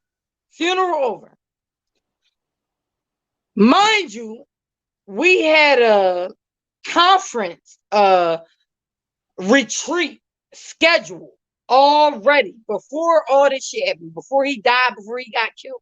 We already had a retreat scheduled for Jackson, Mississippi. Me and my husband had rooms booked that we had to check in for, right? I say, then we gotta go check in for these rooms. We gotta get on the road because we in St. Louis, fucking Missouri. Chief call. Oh no, I need y'all to wait for me. I say, all right, we all left around the same time. I know we all in different parts of the country, but we knew what the time span and these type of things. You was already supposed to be on your way anyway, right? Okay, cool, whatever. Let's go get something to eat. We're gonna go get something to eat. We're gonna sit down and eat, and we're gonna wait for the chief to come. Go get something to eat. Mind you, we suited and booted. We in uniform. We got out of town plates. They knew we was coming. We get to, it was like a Chipotle or something like a Chipotle or something like that, right? Get there, they looking at us crazy. I'm like, I don't even trust these motherfuckers with my food, but luckily I can see them make it right here in front of me. Sis, watch the language. Oh, I'm sorry. All right. I'm sorry. Right. So I see him making it in front of me. So I'm like, all right, cool. So he like, we gonna sit and eat it. I'm like, no, babe, we need to eat this in the car. When I said we need to eat this in the car, it's because of the reaction.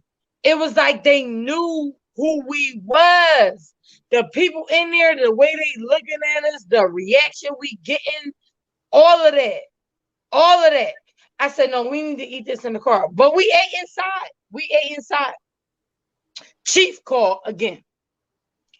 Oh, where y'all at? Oh, we waiting on you. Where you at? Where you at? Oh, I'm gonna be another 4 hours. Come on. How? I said, listen, no, my husband took the call. He hung up and then he told me what the chief said. I said, give me your phone. Let me call him back. I'm not with that PUSSY. I'm not with that PUSSY. Shit. Oh, sorry. I'm not with that. No, let me get that phone. Because the way that these people looking at me, the way this, what's going on, no, we got to take this to go. And we got a certain time limit to claim our rooms in Jackson that you planned for a retreat in Jackson, Mississippi, right? Cool. I called Chief. I say, listen, we ain't about to do that. We ain't doing all that. No, these people looking at us crazy. We all in black. We got the berets on and shit. I had to take my beret off. Like, I'm trying to be indiscreet, but they looking at our plates, yo. They looking at our plates, and we out of town. We in all black. They know we coming because Angelo Brown's death made national news. And they said that the Panthers was coming. Oh. They said the Panthers was coming. They already knew we in all black. We suited and booted. No. Where are we going to go? Where can we refuge? No, we out. We out. We going to go claim our rooms in Jackson, Mississippi, where the fuck, oh, excuse me, I'm sorry, where we booked, paid for our room. Bam. All right, bam. We at the room. We get there. It's nothing going on. So I say to myself, me being who I am, I said, oh, we ain't gonna waste this vacation. Let's get a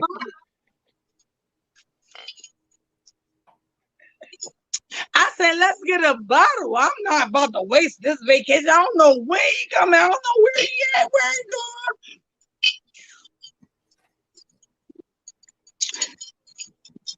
No, I'm not gonna waste this vacation. We had sis, listen to me. We had a nice room, okay? Okay. Room. We had a nice room. I was like, oh, we not about to waste this. Where he at? Like, we went out and started doing stuff on our own. It's a viral video of us going out in the neighborhood, walking armed. I wasn't armed because I'm not licensed to carry. I'm not licensed to carry, but I will shoot that thing up. I don't need no license to carry. Because if it comes to my life and yours, if it comes to my life and yours, say that. May the best man win. May the best man win. But listen, everybody else, you know, we started recruiting in the street. We was out there. Oh my God, he didn't pay the lady. He didn't pay the lady. She crying. And the rules is this, right? The rules is this. I'm in a room full of people. You start talking crazy about Chief. I have two options. Either I can walk out. That's the rules of the Revolutionary Black Panther Party. Yeah. I could walk out, or we got rumble. That's the rules. That's it. Yeah. Walk out or send it up. Yeah. But this lady was old enough to be my grandma. She was old enough to be my grandma. Oh. And she was crying because you promised her, and she bought all this food, all this to cook, and you charging people $75. You say Dave Chappelle was gonna be there. We didn't know Angelo Brown was gonna get killed. So that was a distraction, but we still held it and we still did that. So we made it to Jackson. We made it to our room. They call me up. They say, now mind you, I'm drunk by now. Cause I'm like, oh, these niggas is crazy. Mm-hmm. I don't know, but I didn't go out of town. I didn't go out of town for nothing. So I'm getting lit. All right, I never been, right? I never been. Cause I'm a hood chick. I'm a hood chick. I ain't never been all these places. I ain't never been. What you say, sis? What you say? No, I ain't never been all these places, right? So I'm like, oh, well, they ain't never showed up. I'm getting lit. They call me up. I'm drunk, sleep. Oh, Chief here, Chief here. I said, okay, well, Chief here. Well, okay, well, I'll see him in the morning. No, no, no. He wanna see you. He showed up at my hotel because they was like, where you at? I was like, oh, I'm at this hotel and da-da-da-da. And I went back to sleep. And they called me again. Oh, well, come on, he outside in this. Okay, cool. I go out there, I met his whole family. I met his kids. I met his wives. I met everybody. I'm drunk. Cool. This nigga say, he look around, he like, oh, this is a nice hotel room that you got. How much this run you? Who cares? I don't even know because I don't ask questions. My husband going to I don't ask questions. I don't ask questions. My husband, I told him what I wanted. My husband got it. He bought it. He got it. That's what we got. I'm like, I said, I don't even know. Like, I don't pay for shit. Like, why are you asking me that? So I say all that to say this. And everybody was asking me to just speak out and do these things. And I didn't want to do that. And my husband was like, bitch, you better not say shit. I'm going to get in trouble for this. I want y'all to know I'm going to get in trouble for this. It's one of two things with Dr. Ali Muhammad. It's one of two things. It's one or the other. It's one or the other. Either he's a master schemer. He's a master scammer. He know how to get that money because you know what? We were sending him money. We were sending him money to the point where I had to check my husband. Like, wait, hold up. Wait, we just sent this nigga 200. And when I left, when I decided I was going to leave the party, when that Milwaukee scandal came about, I was like, you know what? All the puzzle pieces is fitting. And I was trying to push it to the back of my head. But all the pieces starting to fit together. And you know what? I like getting my nails done. I like getting my feet done. And all these things. So why am I giving it to you when I know now? Now I know. And then he hit me up, right? I put up a post on Facebook. You could check the archives. I put up a post. I didn't talk bad about him. I didn't talk bad about nothing. I said, you know what? I am leaving the Revolutionary Black Panther Party because that's how everybody knew me. And it was like I'm leaving, and through no fault of nobody. It's nobody's fault. It's nobody nothing. Because I didn't want to get into that. But then he hit me up. He couldn't convince me. So he put his wife on the phone, Amina. Mm-hmm. And Amina, I was like, Amina, you can't answer. They couldn't answer my questions. And it was like, I gave so much money, yo. I gave so much money. And I want to say this before anybody asks me, you could ask me anything. Anybody could ask me anything, and I will have an answer for you. Listen, Amina came, he put Amina on the phone. Amina said so much shit to say. And I was like, listen, it's been so many red flags. I don't want to believe it because I'm so passionate about my people. Brother, to this day, I don't get involved in no parties, no organizations, no fucking institutions, nothing. Because of that, I don't want no parts of it. I'm just gonna focus on my family because I don't want nothing to do. It's so much scam. It's so much scam. And that brother, that particular brother, Dr. Ali Muhammad, either he's a master scam artist or he's a fucking fed, yo. He worked for them. Like the movie, I asked you, did you see it? Judas and the Black Messiah. You know the motherfucker, he looked like Chris Brown, but he killed somebody. No, listen, he killed somebody because they knew it was a mole. They knew this is a mole, somebody scamming. And this nigga was the mole. And he killed somebody to put it on them. Either he that or he's just a master scam artist. And let me tell you something. Nifa, let me ask you this. Not stupid. He's very intelligent. Very highly intelligent. And he gonna get you. He got me. Listen, I study psychology. I took it up in school and I took it up until I could afford it. I can't afford it no more. You know, I'm paying my bills and shit like that. And I'm investing in all these things. But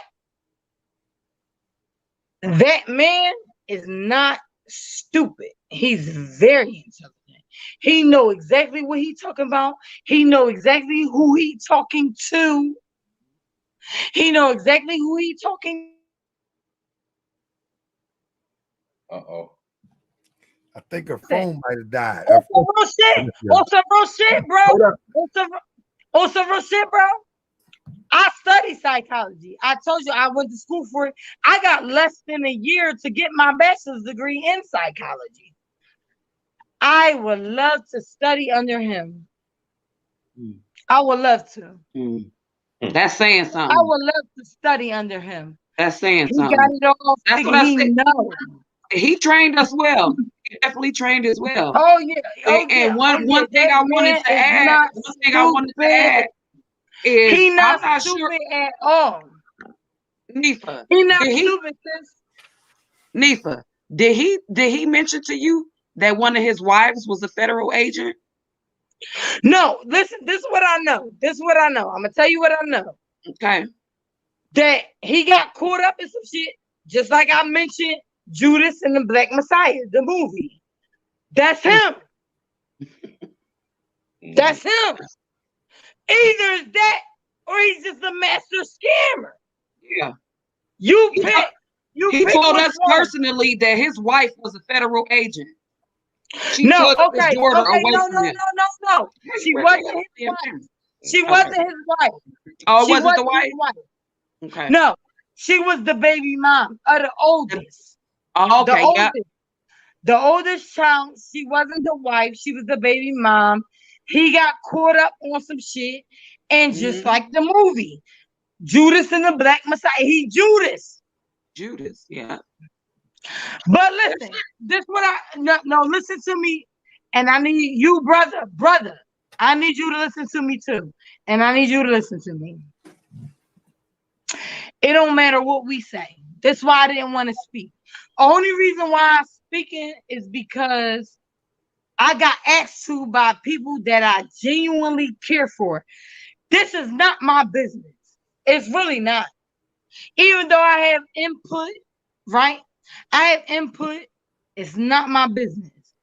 I know what happens. I went to the funeral. Right? Right?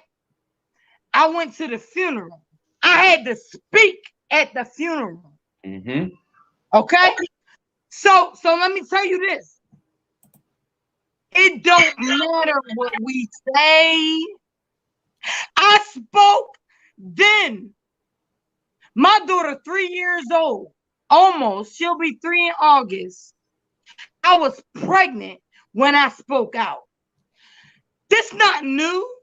This conversation we having, it was had already.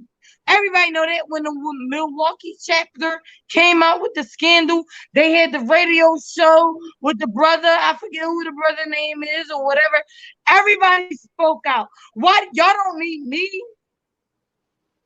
And this is why I'm confused because I watched the show up until Bruce Jones got on the show, and I listened to Bruce Jones, and I stopped it, and I was like, "Oh shit, I gotta speak. I gotta say something. I gotta do this, right?" Why the fuck do y'all?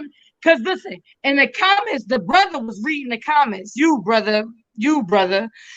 I'm sorry, I don't know your name. I'm sorry, because I left it. I'm your brother. I'm scared. Listen. I left all that. I left it all. I left it all behind me. I have nothing to gain. I only have something to lose. By me showing my face and talking out, I only have something to lose. I have nothing to gain. Niggas is going to come. They've been coming at my head. I've been getting inbox threats, all of that. And it's going to come tenfold. And my husband going to be mad because he told me to shut the fuck up. Don't say nothing. Nothing. But I had to. But at the same time, is that I've been did it. I did it 3 years ago. This been a viral. It went on the radio show. I forget the brother name. Omer Blow. His show. Omer Blow. A lot of receipts on there too. I don't know, but I didn't want to do this. I did not want to. I'm living my life. I don't owe people because I seen the show and the bitch was asking for receipts. You want receipts? That's like me coming to you and saying, listen, I'm just using this as an example. That's like me coming to you and saying, hey, sis, you live up the street. I seen that you letting brother Bobby come into your house with your daughters. And I know brother Bobby. Brother Bobby is a child molester. I'm just telling you, you might want to watch out. You might want to look out for brother Bobby. He ain't. And then you say, let me see the receipt. I want to see them. And I'm like, I mean, that's an excellent analogy, sis. That's an excellent analogy. That's exactly right. You put me in a position where I gotta put other people's business out there. I didn't come here for that. I'm just telling you. So now I'm just telling you. Oh no, I want to do. Now you still letting brother Bobby in your house. All I'm doing is my obligation, and I feel obligated. I have to say something because people haven't, just like brother, you've been talking about, damn, I've been flooded. I've been flooded with inboxes. I've been flooded with messages. I've been flooded. People they was hitting me up. I don't know nothing about this, bro. I ain't know nothing about his son being brain dead. He got 26 kids now. I don't know nothing about that because I'm living my life. I moved on. I left that behind me. But Bruce Jones was speaking, and he was speaking my story. And I was like, oh, I gotta say something. I gotta say something. And I'm like, okay. And then the brother hit me up, was like, I secured you a spot on the show. And then I was like, oh fuck. I don't wanna do this. I told you I was gonna talk to him, sis. I don't want to do it. Listen, bro. Listen, let me tell you. When I tell you my life is so fantastic. When I tell you my life, I moved on. Yes, ma'am. Like I moved on, and I don't have nothing to say, but I do. I do. What I have to say is this: I don't owe nobody no receipts. I don't owe nobody no proof. I'm gonna tell you, because that's what I could give you that. I could give you it, but I don't got time to be digging that up. No, you don't need none of that since we having a conversation. Right. I left the party in 2017. I was in the party from 2015, and I was the head of the head. Anybody, even he could tell you. Ex-Chief Dr. Muhammad Ali, whatever the fuck he called himself. Ask him what my positions was. I gained those positions from trust because of who I am. I don't have no reason to lie. I don't have nothing to gain. Actually, I had something to lose. Me putting my face on here and talking about it. Hold up. Me putting my face on here and talking about it because I don't already received all the death threats. All the death threats. I don't have nothing to gain. I have more things to lose. Because there is a Philadelphia chapter of the Revolutionary Black Panther Party. They have been dragging my name through the mud. But those people that they dragging my name through the mud to come back to me. Like, yo, sis, I know you. Like, I don't know you, but I see, look, what's up? I'm like, listen, yo, and I hit the nigga up, like, what's up? The general right now, or if I believe he's the general right now, of the Revolutionary Black Panther Party, of the Philadelphia chapter, drag my name. I'm an agent, according to them. Where my check? Run me my money. I'm confused. Not even that, because I watched Judas and the Black. I don't understand it. There's no amount of money that you could pay me. There's no amount. Listen, I'm good. Trust and believe. If you're a friend of mine on my post, do you see my post? And I don't post too much because I don't need nobody trying to come here and do bullshit. You know what I'm saying? I don't need nobody trying to. But if you come, I'll welcome you because my trigger finger itching. It's itching. Come, please do. But I have to say that, brother, and I see your eyes get wide, brother. Yeah. I'm from Baltimore. You ain't talking to me, sis. No, real shit. It's this. I mean, it's like it's like that. I'm not a regular person. I'm not. Gotta take a sip of the yak.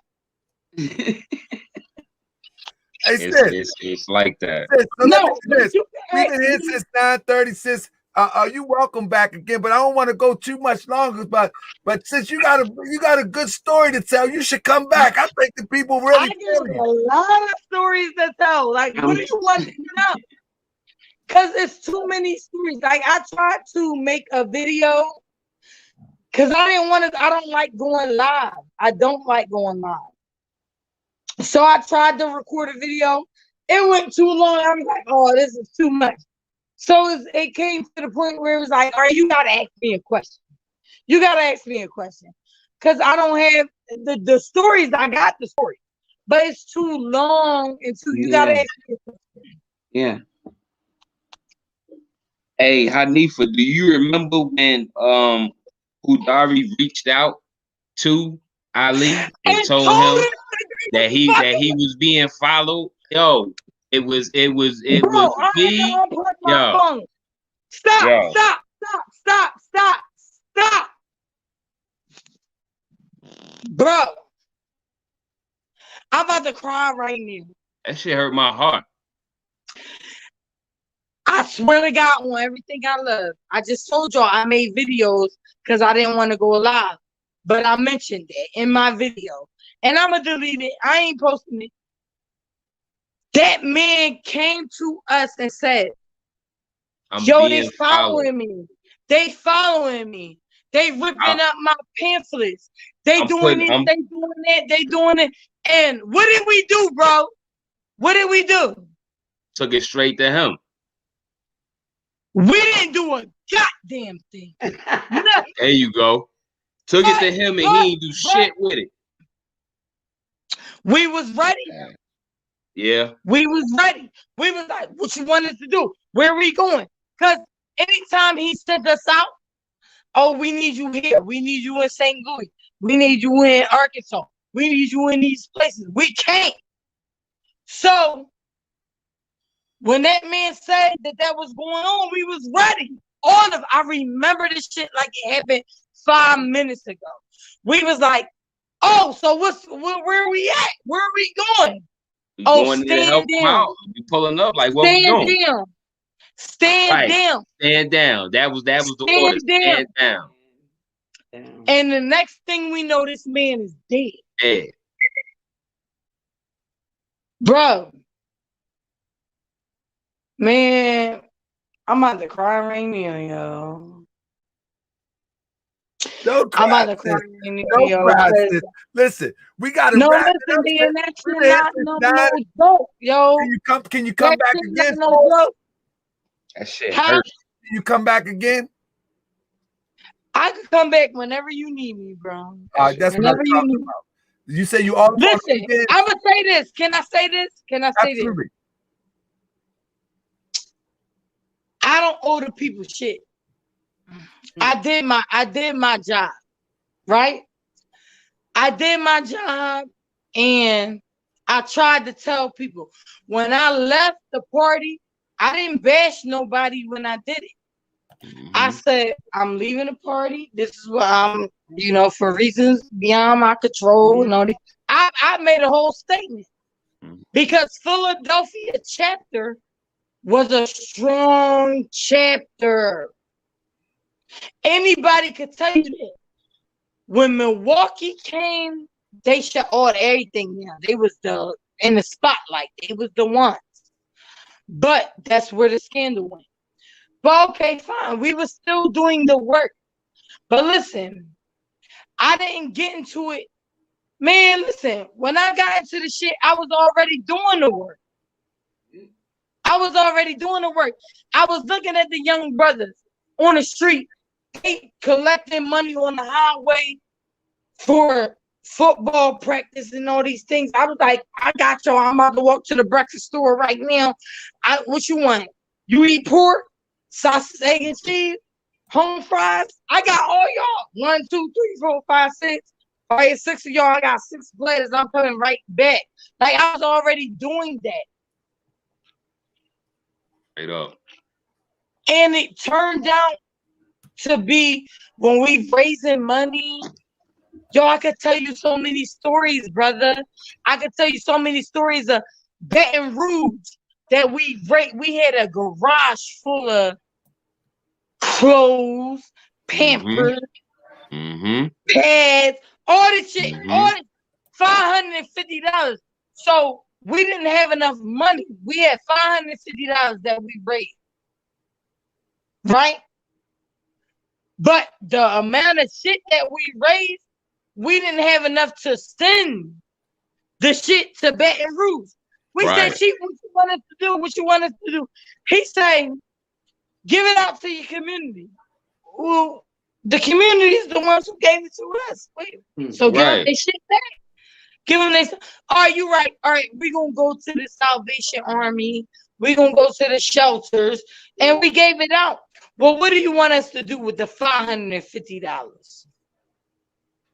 Oh, just send it to me. When that Milwaukee scandal came out and I asked questions, I said, well, what did you do with that money?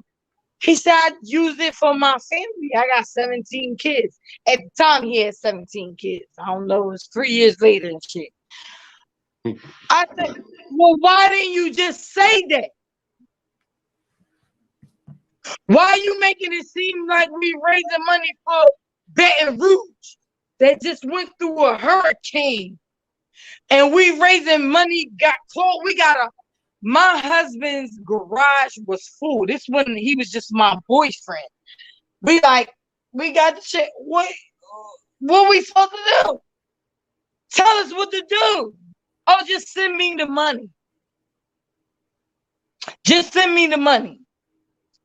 I hit up my deputy general who was in charge of the books, in charge. She say send them. Mind you, she got it all under her business name. She got to pay taxes on this. Like, sir, I'm confused. It was too many things that was adding up. And when that Milwaukee happened, I knew they wasn't right. You got strippers. You're recruiting strippers. And tell them they're going to be your wife. And send them to the club to make that money. Oh, no. That man, oh, listen, I don't even want to be, I did not want to have my face.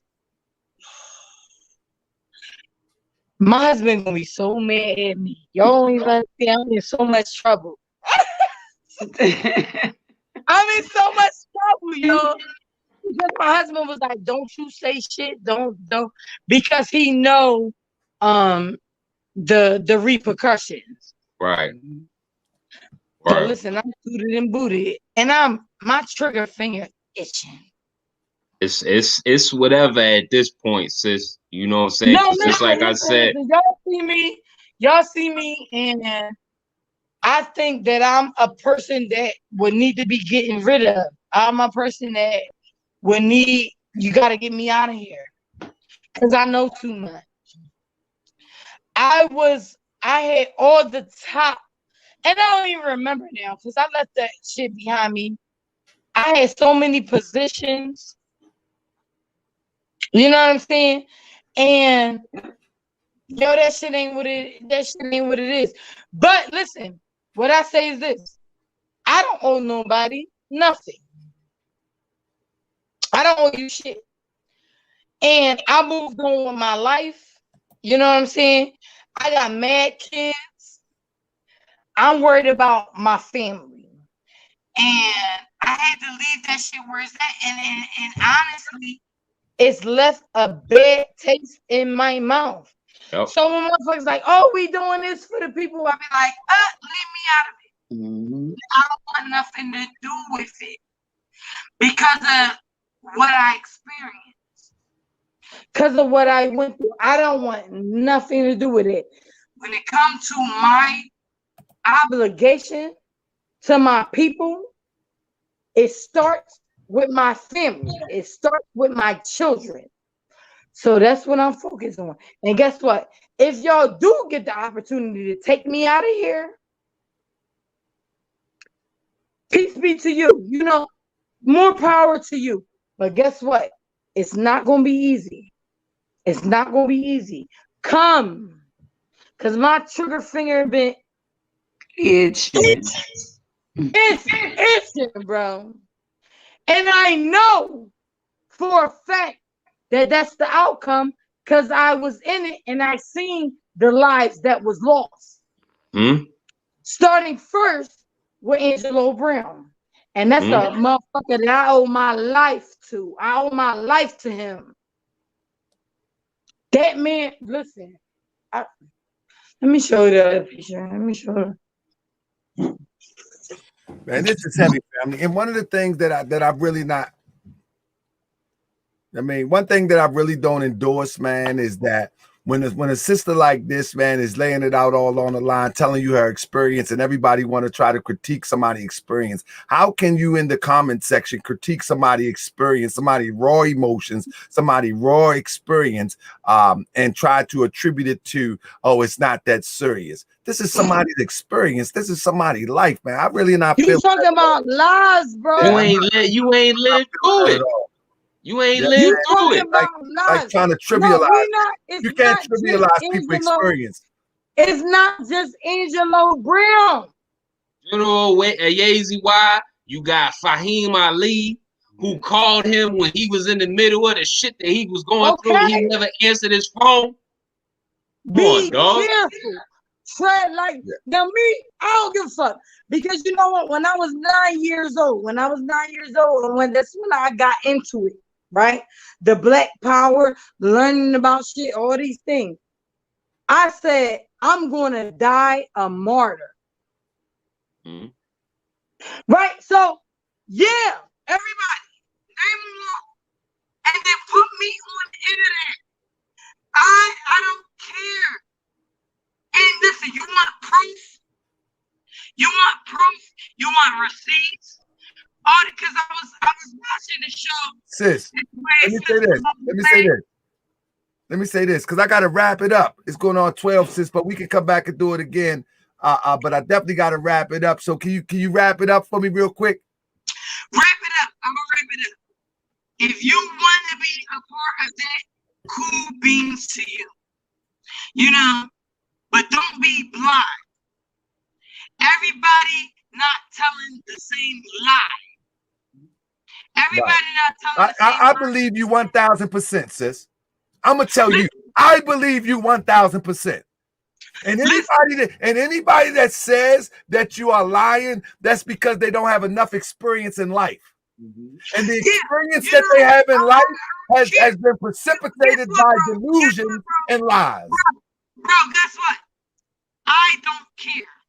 No. You want me to tell you why I know that you factual? Because at the end of the day, you're not trying to convince me. You're saying if that's what you want to do, go do it. Most people that lie, they go afar and beyond. They don't leave the alternative to say, you don't have to follow this. I don't owe you nothing. You're so busy trying to convince. You see what I'm saying? You're just telling your story. Yeah, that's all I had to tell. And guess what? If you don't believe me, oh well. But who cares? Who cares? For the people that do believe you, those are the ones that you're gonna save some heartache and pain. Because that's what this is about. Just you know what I have to say? Because a lot of people are passionate, just like I was, about saving their people. And you think that that's a platform for you to do that. And that's cool. I'm not going to knock you for that because I was in that position. I did that. I was there. All I have to say for you is to keep all eyes open. Keep your eyes open. Keep your eyes open. And I don't have nothing else to say but that. And if you want to bash me, you want to talk about, I don't care. I don't care.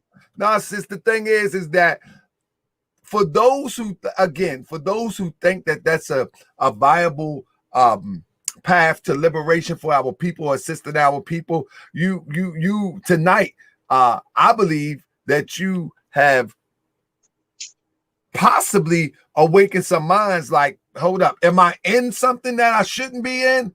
Or if I was thinking about it, maybe I shouldn't go that way. That's what this is all about. Yeah. Those who want to try to pass criticism and judgment to how you present your information of your experience, half of them is not on the front line with no weapon anyway. This is just a TV show to them. Right. That's the biggest thing, because when you staring down the barrels of grenade launchers and AR-15s and it's snipers on the roof and it's 13 police marching down telling they getting ready to take you to jail, and that if anybody acts up, the shots gonna be fired. Come Come on, man. These, just like you said, these are people's lives that you're dealing with, man, and there was a lot of lives lost. Yeah, I don't. That's not good in the mix of all this. That's not good discernment when somebody is telling their experience, and they got to be criticized and telling their experience. I could see if we was doing a receipt show and say, man, I don't believe them receipts. Like when Jamal came on the show, we did a receipt show, and I told Jamal he had to bring receipts. You know what I'm saying? But when you have someone telling their experience, you know what I'm saying? You can't discourage people from telling their experience, because at that point, we're never going to get to resolution. We're never going to get to resolution. And I think we need to hear with patience everybody experience. We should be able to hear with patience. So with that being said, I definitely appreciate Sis coming on here. Brother, anything you want to say in closing? Or your wife? Just like I think we got to do this again, though. Said, man. Just if you gonna go with it, all right, cool, that's fine or whatever. But everybody ain't your friend. Every skin folk ain't your kinfolk. You know what I'm saying? Pay attention to what you getting into. Please, man, because like you said, we didn't see too many lives be lost and too many families be destroyed by all the mess that he got going on within this cult. Yeah, man. It's not an organization, it's a cult. I love Angelo. I got something to say. I loved Angelo. That was my brother. No, listen, bro. Oh, am I? Can you hear me? Yeah, we about to wrap it up. Listen, that stuff. I know I can't curse. That stuff with Angelo Brown. Yo, man, it don't get no deeper than that. That man, because I witnessed him and I experienced him prior to that happening. And that was shady. Something shady was going on. And you know what? Like, I don't want to put nobody in no situation, but yo, man, that hit me hard and still do. And that had been, 3 years ago. My daughter's 3 years old almost. Oh. She'll be 3 years old in August, and I was pregnant when that happened. No, I was before I got pregnant when that happened. You know what I'm saying? It's just so crazy, and it's like people, and I was that person. That's why I don't blame people who follow him, and I know after tonight, I'm gonna get mad death threats. But it's okay. It's okay because people following you in smoked out vehicles to and from work. It's listen, bro. Let's go. It's whatever. I don't want to be here no way. It's whatever at this. May the best man win. May the best man win. And it's just so crazy. And I'm glad that the brother put us on a platform to talk about it. You know what I'm saying? He put us on the platform to talk about it. But guess what? You're gonna start to see people dropping off. It might be me. Sis, what happened when everything hit? Philly dropped off. My chapter dropped off. Milwaukee dropped off. Texas dropped off. He lost 4 big chapters within who actually held up. Guess what, bro? Guess what? That man, like I said, I studied psychology. I went to school for psychology. I have less than a year to go to get my bachelor's, right? This man done taught me so much. I cannot deny that. This man done taught me so much. That's why I say he's CIA. He ain't the feds. He ain't FBI. That man is the fucking CIA. That man not stupid. No. So okay, fine. So, okay, good, cool. But guess what, bro? They've been dropping off, right? How many funerals did you hear about? How many funerals did you hear about? Not counting the one that you went to. How many did you hear about? Too So many. I know who I'm dealing with. And I ain't got no fear, bro. Come get me. I'm here. I'm like, you know where I'm at, because that's who you is, right? So you know it all anyway. I ain't got to spill it out. You already know where I'm at. Come to my house, because there's going to be a lot of bloodshed. A lot. Listen, I did not want to come here. I did not want to. Only reason why I did this is because of the people that came to me and said, listen, you need to speak out. You need to say it. You need to come out and you need to say. No, I was living my life. I was minding my business. Like But I told brother at the Taharka end of at the the day, beginning that of man, he the CIA. I'm not talking about the feds. Fuck FBI. No. He's either CIA, right? Or he's a master scammer. One or the other. There's no in between. And I know that. But I don't give a fuck. Y'all don't give a fuck. I don't give a fuck. I'm living my life. I don't have nothing to gain.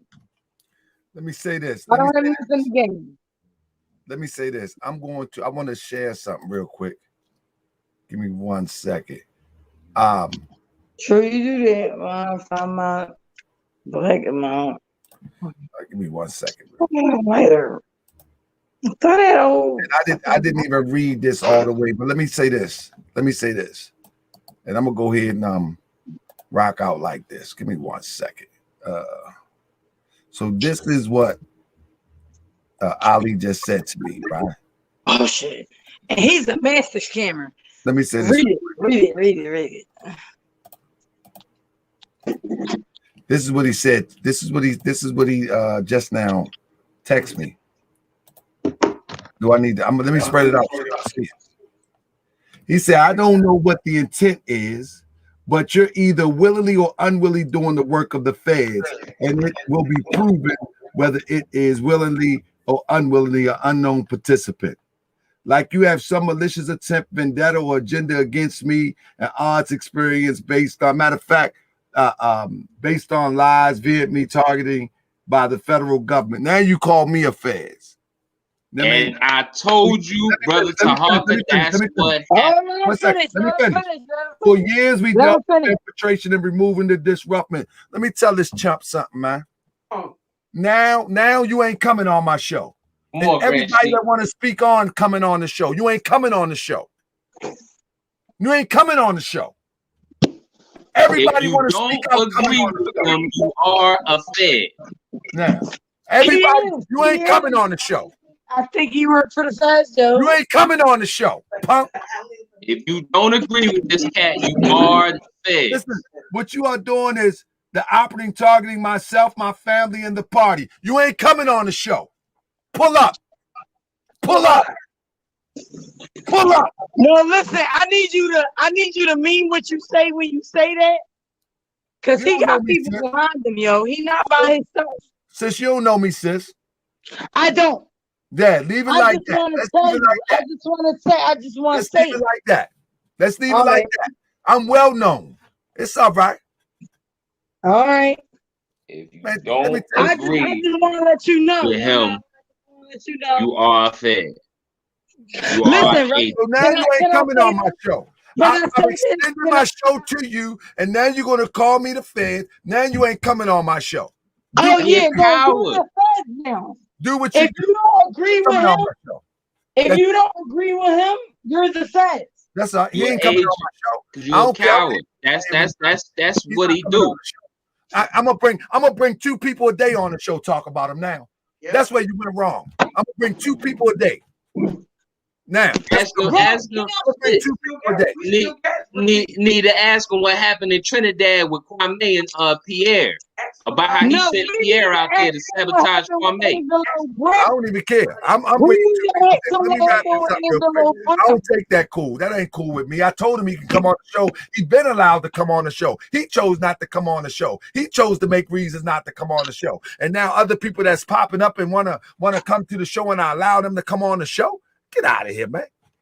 You ain't coming on the show now. You ain't got no voice on here. It's a wrap. Bro, because I told you, I told this guy that he could come on the show. I told him that he can have 2 hours. I told him that he can have how much time he wants. I told him that I'm gonna do that, bro. You gonna send me a text like that? Now you're not coming on the show. Period. Bro, don't text me no more. Matter of fact, I'm blocking you. Now, and we're gonna bring everybody on the show that want to talk about you. We know what he gonna do, and that's what he was going to do. When I spoke to Talib, I told Talib, and me and him agreed on the same thing. He got a phone call, and now I'm going to investigate you. Look, he got a phone call. He got a phone call from Nazir. It's not my job. I'm going to investigate. If you want to do that, bro. No, I'm going to investigate. Can I speak? I'm going to find out if you're a real doctor. I'm going to call the school. I'm going to call the school. No, the difference is I'm going to call the school. I'm going to call the feds. I'm going to call everybody and see if we know who this guy is. I'm going to call your parents. Grand Sheik, the more out. Listen, you ain't gotta do that. Wait, when I speak. Nah, man, that ain't cool. I done gave him the platform. He want to talk slick. Do that, bro. We already did that. That's all right. I need the new generation to see. I need the new generation to see. See, with these type of agents, you need to repeat the thing. You need to give refresher courses. You need to give refresher reminders because it's more people. I like refresher courses. That's right. We got to keep refreshing it. We got to keep refreshing the people's mind. Hey, Grand Sheik, Grand Sheik, it's a more. It's a more out in Milwaukee named Khalif that investigated him. I think you need to reach out to him. He originally from Chicago. Come on, man. I done gave this brother. The brother chose not to come on the show. Exactly. He chose not to come on the show. Listen, can I say something? When y'all done, I'm going to say something. I'm going to say something. Let me say this. Not only did he avoid coming on the show, but his wife reached out to me to come on the show for him. Exactly. Typical. That's what he do. When the fans came to my doorstep and I called his phone to tell him what was going on, he put his wife on the phone. I'm like, where's that? Always put his wife on the phone. That's all right. That's all right. He got the right one now. No, listen. When I left the party, they called me. I put up a post. I said, I'm officially resigning from the Revolutionary, all that. But I ain't seen nothing about the drama and all the shit that was going on. He hit me up. He couldn't convince me because he couldn't answer my question. He put his wife on the phone. Like that was gonna make a difference. And I was like, Amina, I don't know why he put it was Amina. I said, Amina, I don't know why he put you on the phone. Because you can't answer questions. Because you asking the same questions that I'm asking. Because you want to know where the fuck your husband was at. You want to know what the fuck your husband was doing. Oh my goodness. Show over. Good goodness. I'm sorry, my bad. I know you heard. My bad. I'm sorry. But she wanted to know, what he was doing, where he was at, what's going on. I know you hurting, sis, but let's wrap it up tonight. I will be back. I think I'll be back tomorrow.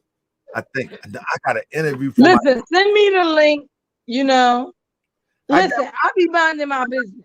I got brother. I didn't want to do this. I did not want to do this. Oluwale. I did not. I got brother Oluwale information. We're gonna do this again next week. Okay. Cause I got a whole lot. Hit me up, man. I'll pass it on to you again, sis. I didn't want to do it, but I'm willing to give the information. But I ain't into all that showing receipts and recordings and all that. I ain't do all that. I ain't do all that. I just know what I know.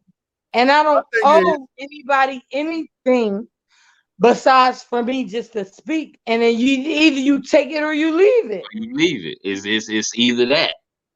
Either you take it or you leave it. I don't have nothing because I'm living my life. I got other things that I got going on. I'm living my life. I got children. I got a family. I got all type of things going on. I did not want to be here today. I swear to God, on everything I love, on my kids, I did not want to speak, but the people was like hitting me up, like, oh, you gotta speak, gotta say something, you gotta speak up. And I was like, you know what? All right, cool. I'm a come on the show. I'm gonna do it. Cause I recorded videos. I had recorded videos I could send to your email, brother. They sent me your email that I recorded just to send to you. Cause I don't want to be on here. I got you. Because I get death threats, brother. Do you understand that? Oh, I feel you. I feel you. I get death threats.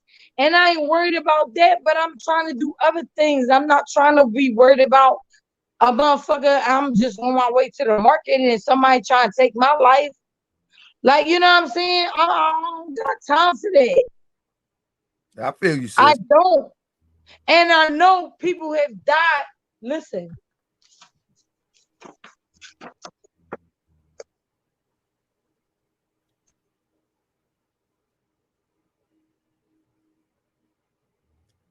I know people have died behind this. It ain't, we not talking no small talk. no. We not. No. I still got the autopsy. I know you still got it, sis, too. I'm gonna send it to you, man. Of course I do. Of course I do. I will never forget it. I have nightmares. Yep. I have nightmares. Yep. I'm the one that had to speak at this man's funeral and their family looking at me crazy. And this man was supposed to speak. Where was you at? Where were you? Like, come on now. You send me the text message of a whole paragraph that I'm supposed to speak. And I do it because that's my job, right? That's my job. This is sad. And I speak, but come on now. I appreciate y'all, family, but we'll get back to this next week. I want to bring in my brother. So I appreciate you, sis. Thank you, sis, for everything. All right. Brother, I love you. I love you. Thank you for doing this. And I'm out. I'm out this joint. You know I'm gonna get my ass whooped for this. No, yeah. I'm coming up Philly. I'm right in Baltimore. Well, he ain't gonna whoop my ass, but I'm gonna get in trouble. I'm gonna have to suck his head off or something. All right, peace. Brother Oluwale, I'll speak with you maybe in a day or so. And we're gonna come back to this. My thing is that I appreciate you and your wife for taking the time out, because maybe somebody that thought that was a viable place to go for liberation or help with liberating our people, maybe they would know that that's not an option now, and maybe they would try something else. You follow me? Yep, most definitely. That closing, brother. Reach out to King Rick and the Milwaukee Panthers out in Milwaukee. Reach out to him. He got some things that to say. Also, I'm pretty sure the brother Khalif, the Moorish brother out there in Milwaukee, because he did an investigation. The Moors didn't trust him out there. If you the original general of the Milwaukee chapter, his name was Tipalire Akuakata. It's some guerrilla mainframe brothers from Greensboro, North Carolina, who tried to warn me about him, and I defended him in his honor and whatnot. And they came to me and he said, "Yo, look, bro, I seen you, you know, doing the thing out in Wilmington and whatnot. I seen everything on the news." He was like, "You good? Your man's." Like, your man's foul, but he never told me what it was because I wasn't paying attention, because of course I was dumb and brainwashed out that time. But I wish I would have paid attention to him. I can't remember the brother name, but he a part of Guerrilla Mainframe out in Greensboro, North Carolina. That's another brother.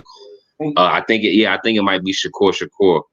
But but I'm not sure. But yeah, man, it's a lot of people that done got money, time, lives was taken during all of this, you know. And just like I told you when we spoke prior to me coming on the show, if you don't agree with what this man says, you're labeled as an agent. Yeah, Period. well, it ends right here because he's not coming on my show. I don't care how many people want to hear what he have to say. He's not coming on my show once he make that statement about me. I don't take it lightly. And it is what it is. But let me get out of here, brother. I appreciate you, brother. I hit you up in a day or so. All right. All right, Grand Sheik, we appreciate it, man. We love you. You know what I'm saying? Black Pete, I love Power. you, Stay up, man. Send a peace and love to your wife for me. All right. You already know. All right, peace.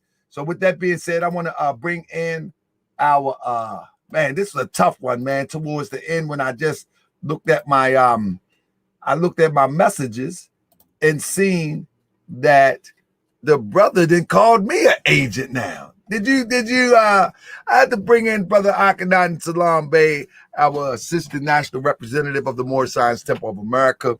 Brother, did you peep that last part, brother? I think you're muted. I sure did, Grand Sheik, and it's man, it's just a classic playbook as what they call, the agent, which is also shown in the movie Judas in the Black Messiah. And so the agent calling everybody else an agent.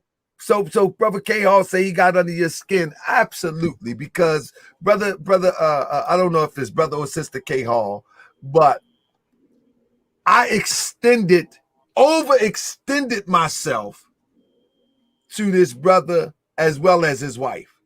Before anybody else came on the show, I left the platform open for them to come on anytime. You did. You sure did. I overextended myself. It's not like I say, no, you can't come today. Now let me get a bunch of other people in. No. I extended myself and I say, whenever you're ready. I extended myself. You see what I'm saying? And so when I overextend myself, I'm saying we can do it in the daytime.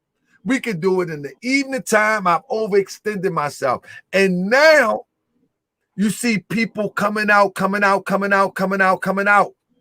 And this is behind the scenes. I overextended myself. Now this brother got the nerve to say, I'm the agent. Man, come on, man. You're not coming on my show. You got nothing to say on my show.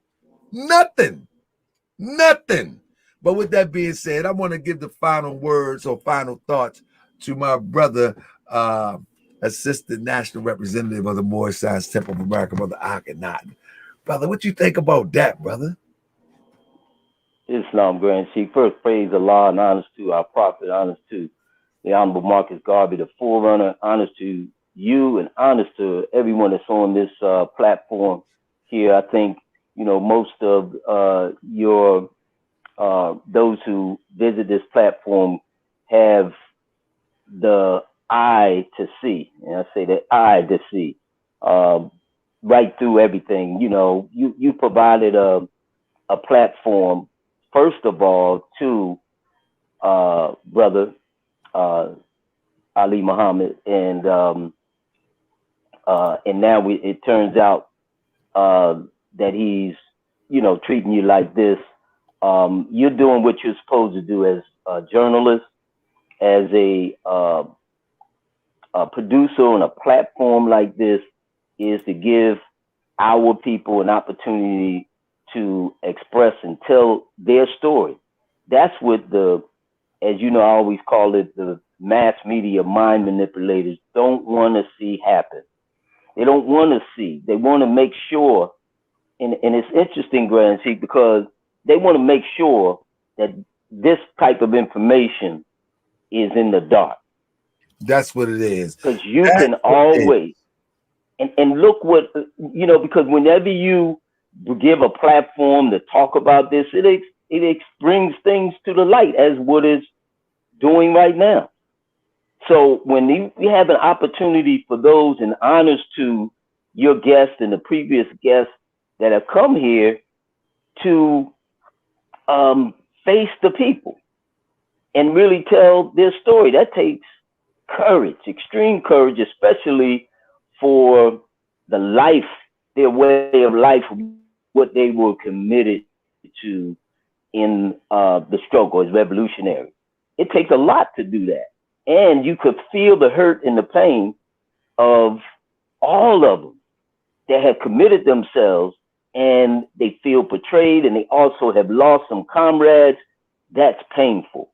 And we should allow that therapeutic healing to happen. And they want to tell their story. But whenever you got somebody that don't want to tell a story, that's the one you should be real suspicious of. And then, you know, Grand Chief, when I first heard Ali Muhammad, I thought, man, this brother, he on point. He on point. And his wife too. Now, when you know we trained in the Moorish Science Temple of America, we got to see the truth and falsehood that is strangely mixed, but the truth that always abides. And we can see what is happening right now. And so praise Allah for the Prophet of giving us this understanding and you positioning the people to be able to see for themselves. And I just want to say this.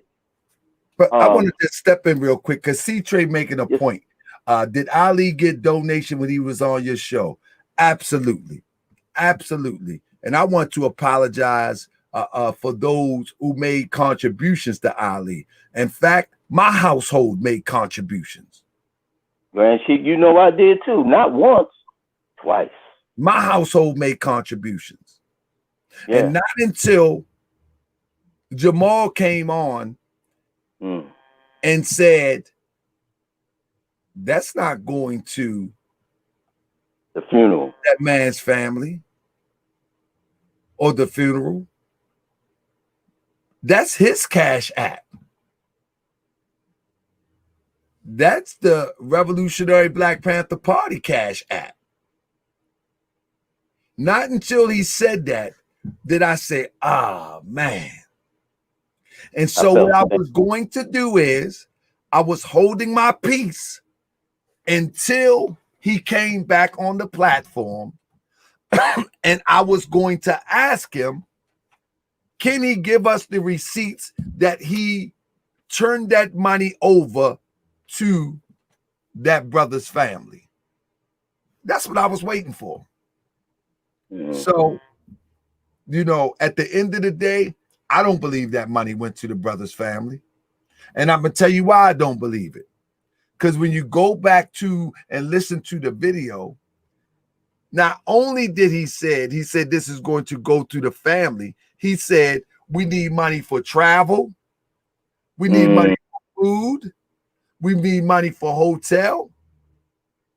So he was covering other bases and not being particular of one base. And that base was to contribute to the family. Then I found out, I haven't confirmed, that the brother was cremated. And we know the difference between cremation and a burial as it relates to dollars and cents. And so, yeah, pretty much I don't believe at this point, you know what I mean? And someone said, absolutely, check this out. They said the brother was a military, so the government pays for his funeral and burial. There you go. There you go. So he was a vet. So there you go again. You know, and so I have zero patience and zero tolerance for a person to call me you ain't calling me no homosexual. You ain't calling me, if somebody is a homosexual, that's their lifestyle, that's on them. But you ain't calling me that as a grown man. You're not going to call me the feds. You're not going to do it. I have no more conversation with you whatsoever. Nothing. That's end of my conversation. Or you call me a B, ITCH. If you call me any of those names, that we don't have nothing else to talk about. And may Allah forgive you for you know not what you do. And I'll leave it at that. So I don't have conversations with people like that. You know what I mean? There's nothing we can talk about face to face. Nothing in the world. Nothing in the world. So there's no need to even reach out to me to come on the platform and talk to me about anything. We're going to keep it moving, but let me let you finish your thought, my brother. Islam Grand Sheik. Another thing I want to point out that we can't allow them to be successful. What I mean by them, the enemies, to be successful. You know, one of the biggest things, and it shows in the in Judas. That's why I like when they bring movies out that, you know, you can use as a teaching moment. You know, even though we knew a lot of those things that were presented in the movie, but it's got our youth attention, it's got everybody's attention, and we can use it to our advantage as a teaching moment. And one of the biggest things in there that I point out, I know you know what I'm talking about, Grand Sheik, and the ideal, they are successful more so when we have our people begin to say, well, no, I don't want to be a part of no organization no more. Yep. When I heard Sis Hanifa said that, I said, man, and then you might have looked at my expression on my face. I was like, because the only way out of this condition is organization. That's right. We must work together, because they are working together to make sure we don't organize. That's right, Francis. They're working together to make sure we don't organize and work together. This is what this is all about in the first place. Exactly. They don't want to see us organized. When they talk about Black Messiah, they ain't talking about one individual like Fred Hampton Sr. They not. They talking about kill the message just because he was the vehicle. And we got to learn from what Fred Hampton Sr. said. You can kill a revolutionary, but you can't kill a revolutionary idea. And the revolutionary ideal was what? Organization. Organize, right? And their job is to disrupt it. Exactly. We can't let them win, Hanifa, or anybody else who thought like that. I just had a conversation with someone earlier today, and it's just that. They said, no, I don't want to be a part. I've been fooled before. I've been fooled by religion. So now they don't want to be a part of a religious organization. I've been fooled by all these groups talking about revolution and liberating our people. And now they don't want to be a part of that. When you do that, you've already get submitted and become like them. It reminds me of this. You know, I had the opportunity to interview our sister, powerful sister, Sophia Stewart. And her name, you know, how in the word sound, Sophia is the wisdom and the steward of that wisdom. She's the one that actually wrote The Matrix, and they stole it from her, right? And she was on my program. But it reminded me, in that movie, most people, that's why I'm bringing it up, most people remember scenes like, the drunk man in the subway, and all of a sudden he turns into the agent, right? Or the guy that was in the helicopter and he was going after Morpheus, and he changes to an agent. That's the psychological warfare that I'm talking about. We unknowingly become agents for the system, and we got to really understand that psychology. Yeah, the brother may be intelligent, but that's intel. That ain't wisdom. That ain't real smart. That's just intel. It reminds me of a conversation that I had with my mother. I think it was yesterday. We were out, and I took her shopping or something, and she said that she ain't taking that demonstration. She ain't taking that that Vacanat. She ain't taking it. You know what I mean? Right. My mother say she ain't taking it, but now I have a brother and sister that say that they are. And now what happens is, and I just got to tell it how it is. The European has found a way to seemingly to be out of the picture while he has us to work for him. And so they're trying to convince my mother that she need to take the Vacanac. You see what I'm saying? They become the agent. My mother telling me, you know what I mean? I'm not taking that. I say, Mom, you're doing the right thing. I ain't taking nothing either. You know what I'm saying? But you have people around her that is constantly, well, you know, it ain't gonna work unless everybody do it. My mother is fixed though. She ain't doing it. You know what I'm saying? Praise the Lord. So I say that to say what you're talking about is how this European has used to program us to do the work for him in his absence. That's right. You see what I'm saying? Do the work for him in his absence. And so even when the sister said, you know, my life is in danger, there we go. Do the work for him in his absence. He no longer have to run up on you. We got a fool that disagree with you that's going to do it for him. We no longer got to worry about him trying to do the Tuskegee experiment on us. Our brother, our sister is going to convince us that we need to do the Tuskegee experiment. And he is out of the picture seemingly. And we are being pressured by our own kind, being dismantled by our own kind by the way of the invisible hand. And this is the same situation. Same thing, Grand Chief. Right on point. Right on point. And that's why we have to recognize that. That's the only reason why I brought it up, family. Don't let them win.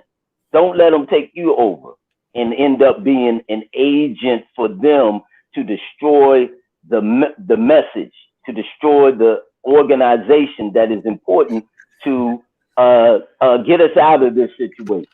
And let's stop making people, or even the organizations and people, like they God. You know, like they God. Like this brother has got all that. Yeah, he might have and has some support. And even we know already what the COINTELPRO brought. And it don't have to be FBI, it could be CIA. We know the CIA, their responsibility is deal with stuff of foreign, and the FBI deal with stuff domestic, right? And they got the same types of programming to deal with the foreign as well as the domestic. And we see that's plain as day in our history. So we must learn from that. So with that said, Grand Chief, I know it's late. There's a whole lot more I could, share. I didn't catch the beginning part of the program, but I caught enough that was really, really tear jerking, man. And I just want to honor you for making sure that we have a platform. This is what media is supposed to do.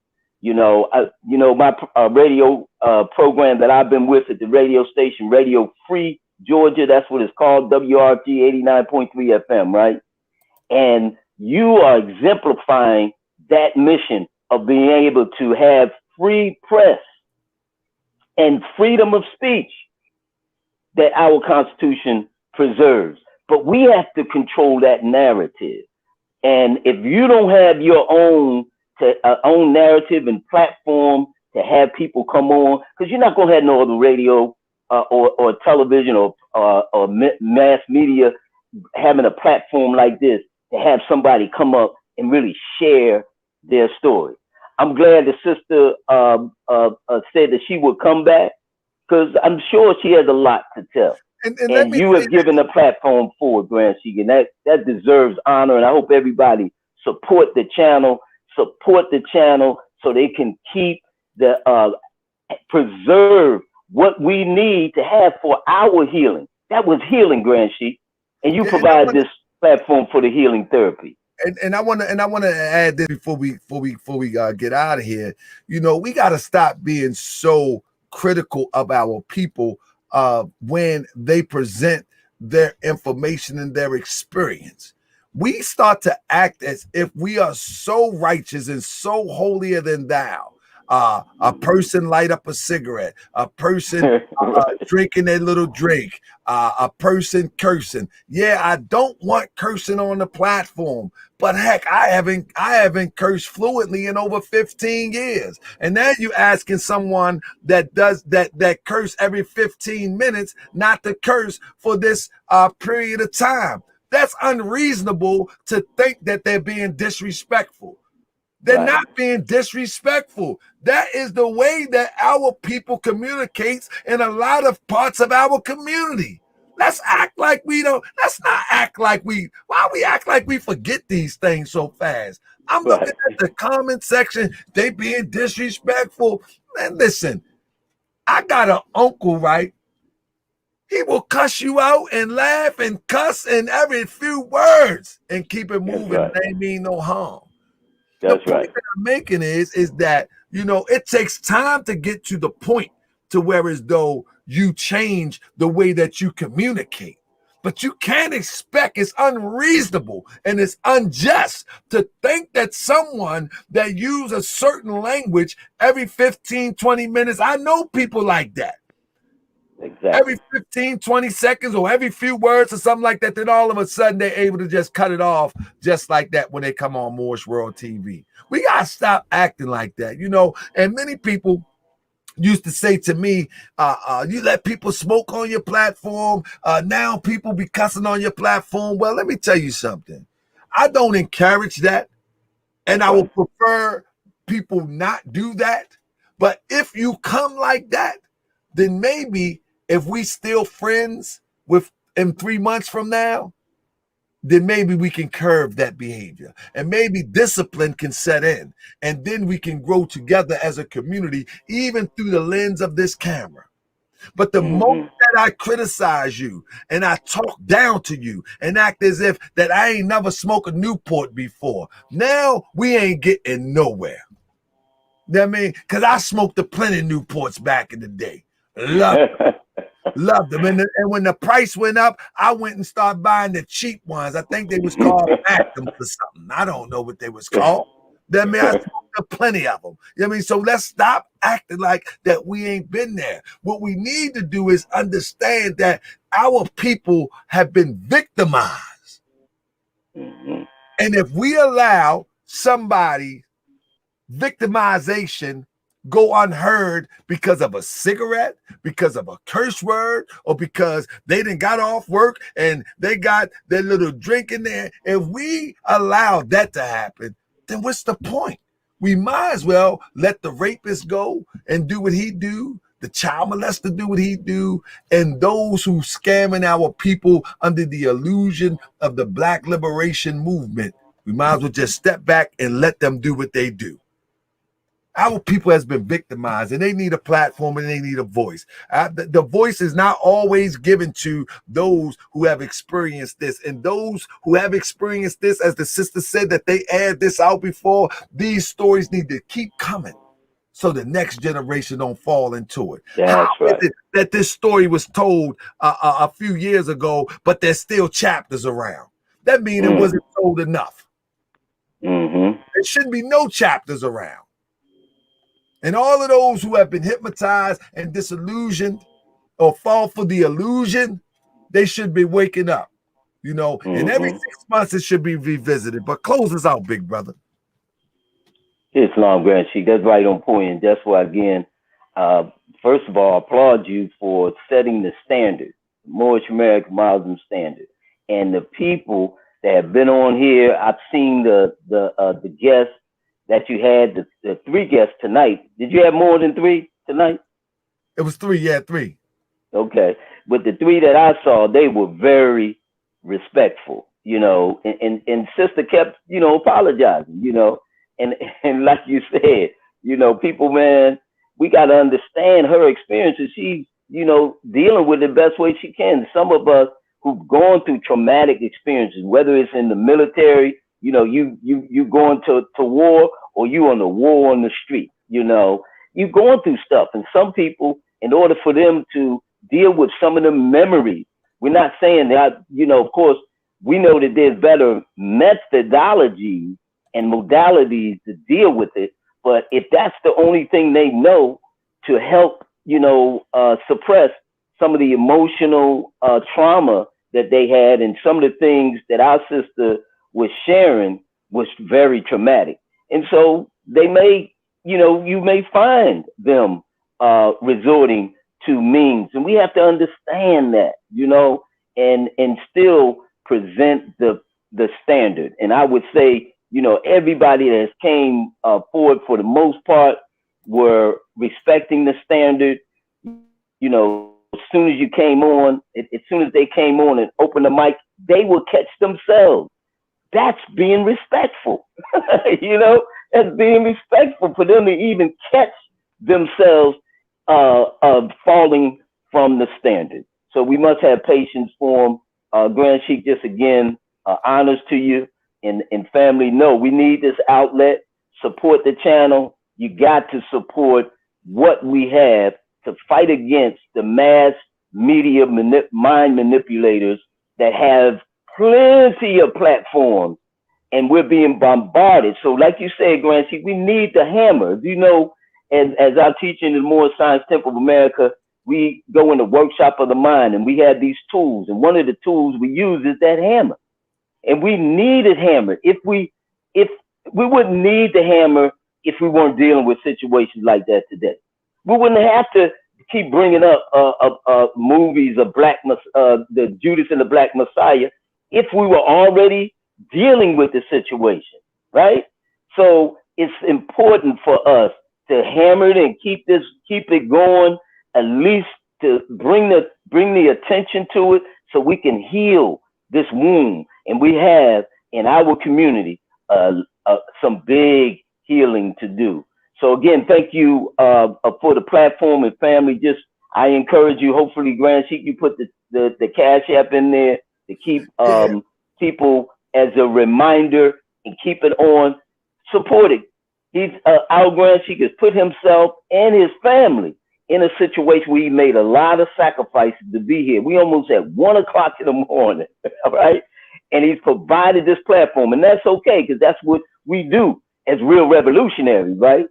We don't let a time stop us from doing the work that we need to do. And Moorish American Muslim revolutionaries know that, but also we take it to the next level and be the resolutionary. So the Grand Sheik is bringing the platform so that we can resolve our issues. And it's time for resolutions, family. It's either you're part of the problem or you're part of the solution. And that's what we bring to this platform, is solutions. So salute to you, Grand Sheik Islam, for being the Moorish American Muslim 2021 of the year. And this is indicative of it. So continue being the Moorish American Muslim revolutionary that you are. Peace and love. Peace and love, brother and family. I thank you. On your way out, please hit that like button, hit that subscribe button if you haven't subscribed, family. And I'm telling you, family, we definitely need to have these conversations, because these conversations will bring resolution, as the brother just mentioned. These conversations will weed out. They don't want this stuff public. They do not want this public. They want whispering in the corners so they can turn people against each other. Once it comes public, now everybody got to say, oh, you was talking about me. I wasn't doing nothing to you. I wasn't saying nothing about you. Nah, they said I said that. Now it's all public, and now we can move on. So salute you. I will see you. What's today? Saturday? I might be here tomorrow. I just thought about it. I got an interview tomorrow. A very important interview for my other channel, Channel 7. So I might be here tomorrow. I might. But if not, I'll definitely be here Monday. I got lineup from all next week. We got lineups all last week. And let me say one more time. Out of all of the people that reached out to me, there is not one that reached out in defense of Ali. Not one. There is not one person that reached out in defense of Ali. That says a whole lot. Not one. The only one that wanted to come forward was his wife. I wanted to can I talk? Can I talk? I said, sure. When the time came I followed up to confirm, she's changed her mind. Thank you, Crip. She changed her mind.